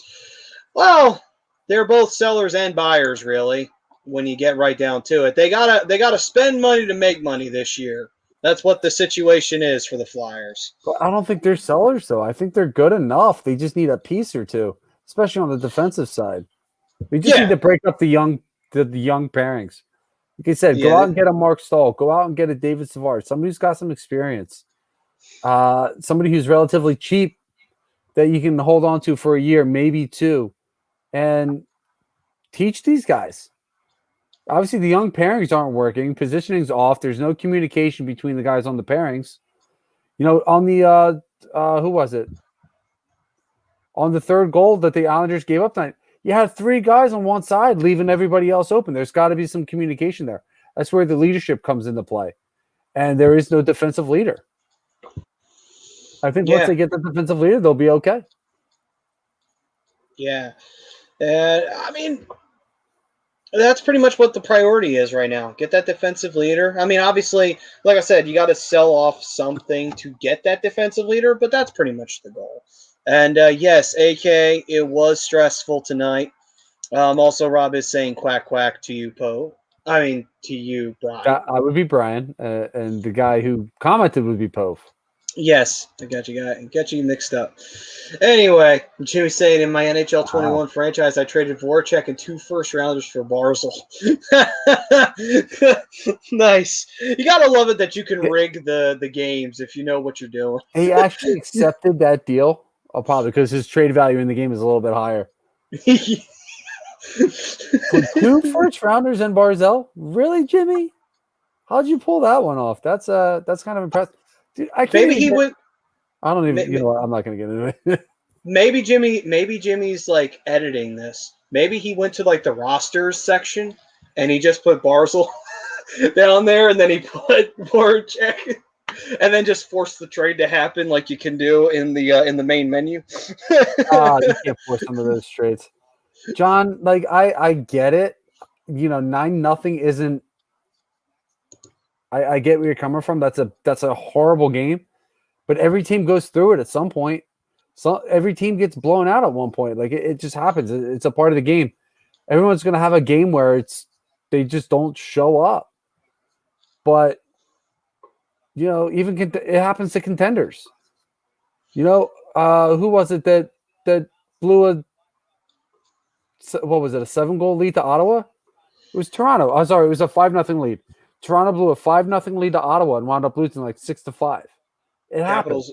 The Capitals blew what, a 5-goal lead to the Devils and lost? You bring in a defensive leader, a veteran defensive leader, stay home type player, and you don't have that 9-0. I mean, you could wind up being 5-0, but you don't fall as far as 9-0. But I will say this though, John, you're not wrong with getting contracts off the books. That I agree with. There are contracts that we need to get rid of that are albatrosses around our neck. 110% correct. That I agree. But it's going to be tough to move them though too. No, you're right. And the problem is that the inconsistency of this team will, it's killing this franchise. And that's the sad part of it. And that's ultimately what I think we can all agree on. It's this inconsistency, this hot and cold bullshit. It has to stop. And it does start with getting that defensive leader on the defensive side of the puck, and also getting that, that dominant goal scorer on the offensive side, where you could say, okay, that person's going to try and score a hat trick a game. And you can kind of feel comfortable knowing that, all right, we've got that taken care of. And yes, Rob's brother-in-law did pass away, so condolences to Pov's family for the passing. It's really tragic that happened. So that's why Rob is not on the show with us this week. So, but yeah, we're with you, brother. Thoughts and prayers to you and to your whole family. For sure. I mean, I don't sell because I don't think the Flyers is still a playoff contender. But that's just me. Yeah, I mean, this is a playoff team. Off. I mean, you're going to have a bad game here and there, but I don't think they're that far off. The Flyers, it's one of those situations of, that 9-0 loss was just a horrible defensive effort in the second period, just a horrible team effort in general, and unfortunately, when you get a situation where you have a Carter Hart whose confidence has been shaken, and you have a Moose who did not play well that night, you have a situation that, leads to disaster at the end of the day. And then it happens, but it's going to happen from time to time. Maybe not every year, but I mean, there's games where teams just don't flat out show up. Unfortunately, has it happened a lot this year? Yes, and it's happened way too much. We got blown out by Boston. We got blown out by Buffalo somehow. Then that was only the third game into the year. But we've had some really bad games that that shit can't happen consistently. Unfortunately, it has been a growing trend that needs to stop. That's one of the things that needs to be addressed, 110%. And Prism saying Flyers should really consider making moves to free up cap space if they do end up being sellers. I mean, at the end of the day, like I said, it's kind of a situation where they'll have to sell to get a piece back that'll help the team. So it's the situation of, they're selling, but they're selling to get a piece back so that the team will be stronger in a playoff push. That's what they're doing right now. That's what they're doing in terms of selling wise. They're buying and selling at the same time. That's what they're doing. They're close to a playoff spot. I can't sit there and say that they should sell yet until they're out of it. Yeah. Let's see where they are in a couple weeks. I might change my mind, but as of right now, I think they need to be buyers. Yeah. I mean, that's the situation that they're in right now, and I think, I know everybody's kind of feeling that abandoned ship mentality because of the fact that the Flyers had that 9-0 loss. They did get blown out in a few games earlier in the year. And then on top of it, tonight, they almost fucked up and lost this game. But again, it's because of the fact that we never replaced Niskanen, and we still don't have a goal scorer, and then on top of it as well, we've had problems in getting the team motivated and getting this team, getting in their heads of, we're better than this. We know we're better than this, and that's the problem. It's been a completely issue for the team. So it's agreed. No, I mean, I agree. It's been. So I'm going to answer AK's question here while I explain it. It's been a roller coaster ride the entire year, so it's been very up and down, very inconsistent, and I blame a lot of the inconsistencies on the blue line. And we know Hart hasn't played well. We know Moose hasn't played well. They've both been very inconsistent. I think a lot of Hart's issues has been positioning. That's just me. His vision hasn't been that great, and I think a lot of that has to do with because he's not in position. But defense has left them out to dry a lot this year. They've been out of position themselves a lot. They're not playing physical. They're allowing too many guys to come in and get rebounds. Now tonight, they did a great job of layering up and getting in front of the net, allowing shots to not get through. They did a good job of getting 6 in passing lanes, keeping the Islanders from getting really good scoring chances and opportunities up pretty much up until the 10-minute mark of the third period. Then they kind of fell apart a bit. That's what they need to be more consistently, and they're not far off. I really don't think they're far off from being a Stanley Cup contender. No, I mean, like another year or two away from being a Stanley Cup contender, but right now, I still think they have to make the playoffs. This year they have to make the playoffs. It's a situation of the issue of inconsistency, and that's been their biggest problem. It's the inconsistency, and it's all stemming from the fact of a lack of leadership. That's where the inconsistencies are coming from. And that can't happen, but that's where it's coming from. Prism saying, I mean, selling, not selling to buy, but selling to sell. The core youth is a solid foundation. I would try to identify who fits around them, try to scrap and rest and rebuild it. So what you mean, retooling, basically, to fit the youth, or not trade the youth and blow it up, but retool with getting rid of contracts that are clearly albatrosses and then put players there that'll fit well with the youth. That's what you're saying. Sort of. Gotcha. I think that's something you can definitely do during free agency too. Seeing guys you can let walk and just seeing who's available. Because to be real, there's probably going to be a bunch of guys available during free agency as well. So see if you can put a couple pieces in place at the trade deadline, and see what you can do about making a run for the playoffs. That's my whole thing. Is this is a team that's ready. They're ready to be in the playoffs. They should have last year. Their expectations should have been an Eastern Conference Final this year. To me, anything short of just getting into the playoffs now, my expectations are lowered. If they don't make the playoffs this year, it's a failure for a season. Oh, absolutely. Even if it's a first round exit, that's still a success considering where they are and how well they've played most of the year.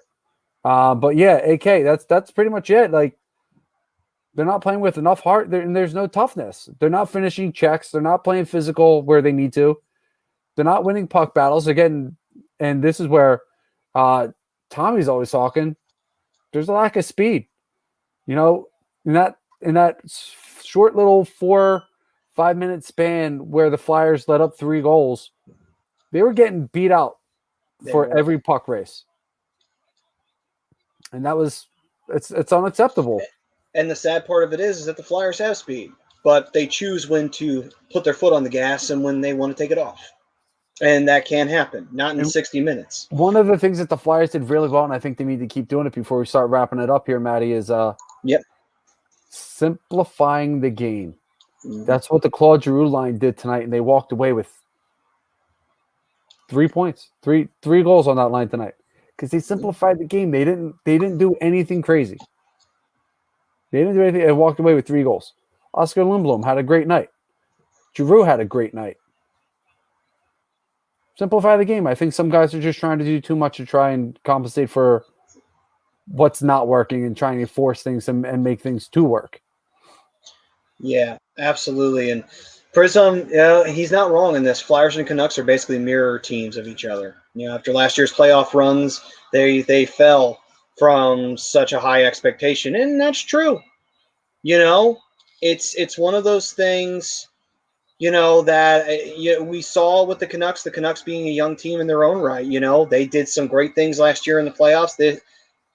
They had a rough go of it, and the Flyers, started out hot, and then shit started to fall apart, and we started seeing some really bad inconsistencies from the defense.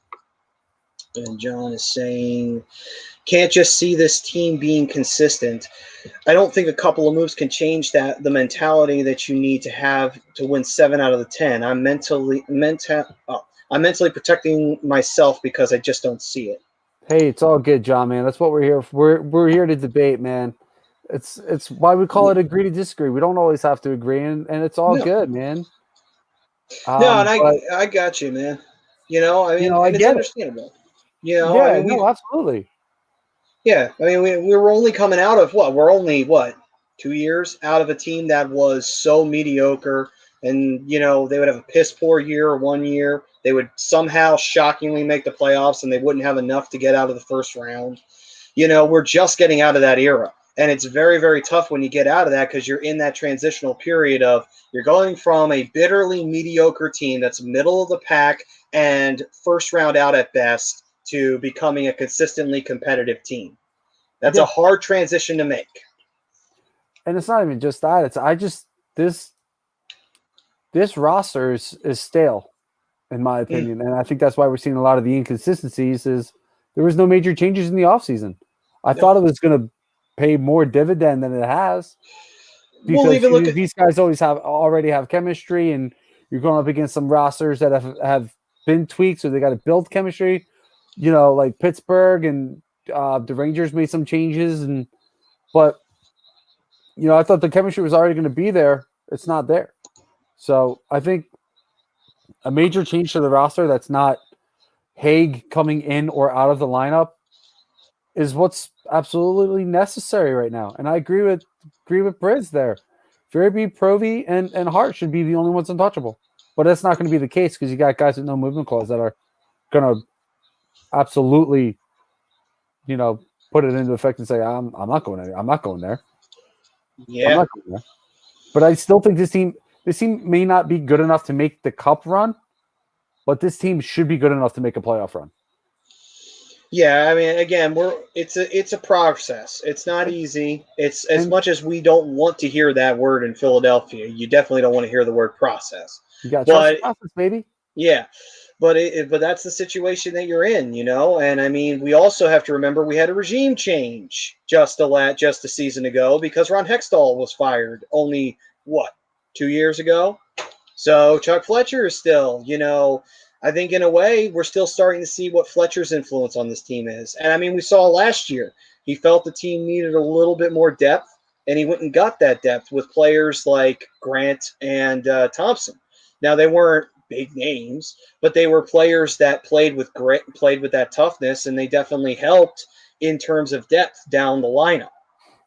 I mean, the regime has been here long enough. That shouldn't be an issue anymore. These guys are adjusting to the system. I think obviously it's going to take more than one move to right this ship, but Fletcher's he's a smart GM. He knows what he needs to do. He knows what he's looking for.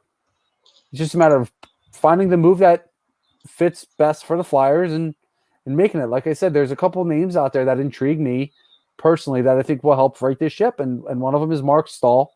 The other one's David Savard. And then you make a change at the offense too. See what you can do.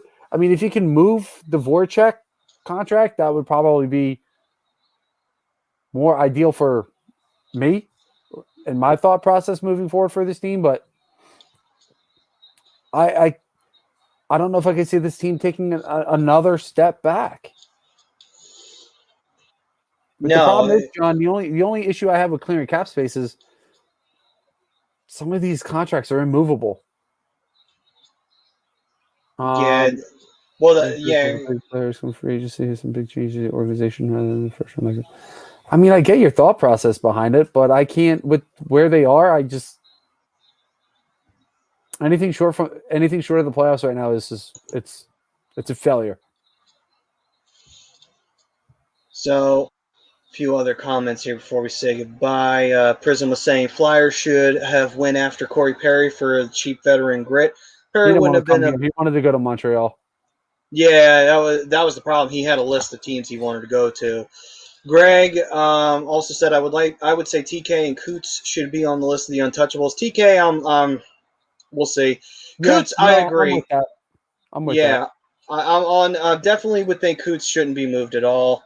I'd like David Savard for next year more than this year, and then but he would be a welcome addition. So those are the final comments we got going on there. And that'll do it here on the Hockey Happy Hour. We thank you guys so much for joining us. We thank the guys in the Flight Zone for chiming in, and feel free to Check them check out them Monday out. night, 9:30 on HUD Radio, right here. Absolutely. And like we said, everybody who chimed in tonight, obviously Greg there at the moment, and Priz agrees Coots is a keeper as well. And then John, thank you. Everybody, thank you all so very much, fam. We love you guys. You're the reason why this works. You're the reason why we are what we are today. And we hope to continue to grow with you guys. And if Real you quick. do, yes. John, I want to take a crack at your last name. And if I butcher it, I'm gonna apologize now. Do you want me to bring it up? John Castiglione, or is it Castiglione? I feel like I'm close on one of them. Oh, Pris, so good. I loved it. I did. I loved it so much more from the Josh Whedon cut. He sabotaged the shit out of that movie. I'm sorry. And Jimmy, thanks for saying great show. Prism as usual. Everybody, thank you all so very much for joining us. And if you do like the show and you do want to support us and you want to support A2D as well with all the shows, not just in the Flight Zone and Hockey Happy Hour, but in this very ring, Kicking It Stateside, Lazy Booking, Agree to Disagree, The Fix, everything, where can they go to support us? Oh, sorry. I was reading a comment. You can go to PhillyDrinkers.com, Philly Drinkers LLC, get all your ATD merch there. Got all kinds of great stuff, socks, hoodies, T-shirts, show shirts, mugs, hats, all kinds of great stuff. Alex Einhorn will do a great job taking care of you guys, and that's PhillyDrinkers.com, Philly Drinkers LLC. Check out the link here at the bottom of the screen. It's the best way to support A2D and support us. Absolutely.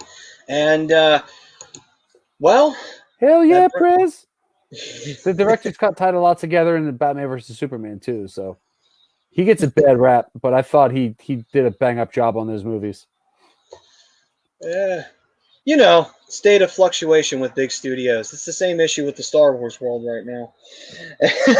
J.J. Abrams kind of destroyed that, but well, him, Ryan Johnson, and Kathleen Kennedy, they are all held to blame for that. But anyway, all right. So, ladies and gentlemen, we thank you for joining us once again. Yeah, like it says there, Philly Drinkers. Also, our show sponsor, we have Body Check Wellness. Listen, man, if you need to get yourself refocused, if you want to help get yourself kind of motivated to get yourself working out, get yourself in shape and what have you, Body Check Wellness is the place to go. They have topicals, ointments, blends, gummies, edibles. They have THC-free products because they are a company that uses hemp into their products. And if you're a little unsure of that, you could try the THC free and get yourself, started out in it and get yourself ready to go. And who knows, maybe you'll try the other products as well. And they do work. Poe, he's tried them and it has done him nothing but wonders since he's tried them.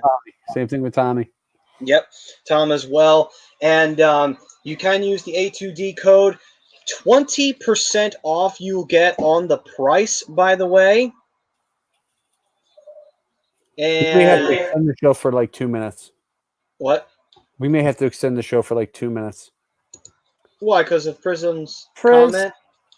How the hell do you not have Empire Strikes Back in there? Oh. Yeah, I just realized that. He only has A New Hope, 4, 6, and Return 7? of the Jedi, and The Force Awakens. Force Awakens was just The New Hope.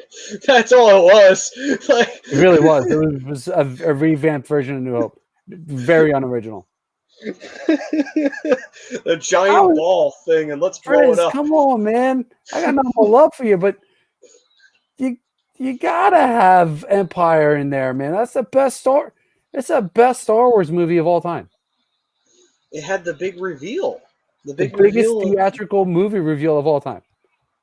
Oh, okay. He meant 4, 5, and 6. Okay, it's okay, Don. It's all right. It's all right. I know he's stoned.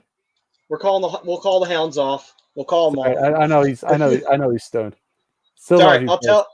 I'll tell the mob outside to put the pitchforks and the torches away. It's all right. Yeah, we like Star Wars. The hell's your problem, Don? Am I gonna have to come to Detroit and look you up? Come on, Don. Jay Silent Bob style. First, you're a Detroit fan. Now you're saying that you don't like Star Wars. Come on, brother. Am I gonna have to hunt you down, Jay Silent Bob style? Prism said he fell asleep for Force Awakens. I don't blame him. I don't blame him either. I fell asleep the first time I watched Last Jedi. I fell asleep. That's a good one to fall asleep in, especially when they're doing the whole Finn and Rose thing. That made no sense. I still fall asleep when I'm watching Han Solo as well. I still haven't seen that to this day all the way through. I'll be honest with you. I may be in the minority. I didn't mind Solo. I think a lot of people just hated Last Jedi so much that they hated Solo. But also I think it's because Solo, that's a character. Everybody has their idea of what he is. And once you start messing around and mucking around with his origin story, because it is nothing like his original origin story, if you've read any of the books, which I have, you don't need to waste your time there, Pris. It was nothing special in my opinion. But anyway, let's get out of here. Yeah, all right, moving on. Well, we'll have to do one of these days. We'll do a show of talking about shit like that when the off season kicks in. But anyway, all right. So with that, Body Check Wellness, 20% off the products on A2D. You can get that at any time that you want to use that promo code. And when Riley Cote is on with us, which he is on once a month with us, by the way, you get 40% off a special THC-free box, which they have available for you guys. That'll get you 40% off with the A2D promo code. And that'll do it. Thank you all so very much for joining us. Once again, love you guys. You make us real quick. Yes. I'm just going to give Specialized Physical Therapy one last set of love because, like I said, I've been going there for my shoulder, and they do such a great job over there. Just some caring, kind-hearted people. Take really good care of you. I can't recommend them enough. They've done wonders for my shoulder. I've only been there twice, and my shoulder feels 100 times better already. Do a great job. Really know what they're doing. Really know what they're talking about. So if you have any aches and pains, anything like that, head over to Specialized Physical Therapy. Tell the doc the boys from A2D sent you. Yeah, absolutely. And Priz, I do agree. Rogue One was probably the best one that Disney's put out since they've been putting out Star Wars films. Yeah, Rogue One was good. I enjoyed Rogue One. I thought the ending was a little cheesy, but I liked it overall. You can deal with cheese endings, though, in Star Wars. So, yeah, it's the only thing I didn't like about it was the fact that they were holding each other as they were killed. I got you on that one. So dumb. That was cheese. Yeah, I'll give you that one. All right, guys. Thank you for joining us. We'll see you next week when you're going out. Even if you've been vaccinated, even if you have gotten shot number 2, listen, man, common courtesy. Put your mask on when you go into a restaurant or when you go into a store. We're almost at the end. I know it's freaking annoying to have to wear the mask, but it's almost over. It's almost. We'll get there together. But wear your mask in the meantime. Common courtesy, people. All right, guys. I'll see you next week. So will Bri, and Rob will be back with us, and Don. Mid-season awards next week. Come hell or high water. We'll be doing that next week right here on A2DRadio.com for an all-new Hockey Happy Hour. One last comment, Bri? No. I was saying ooh to the mid-season awards. Oh, well, yep. They're definitely worth oohing. We'll see you guys then next week right here on A2DRadio.com. Peace and love, everyone. Like, subscribe.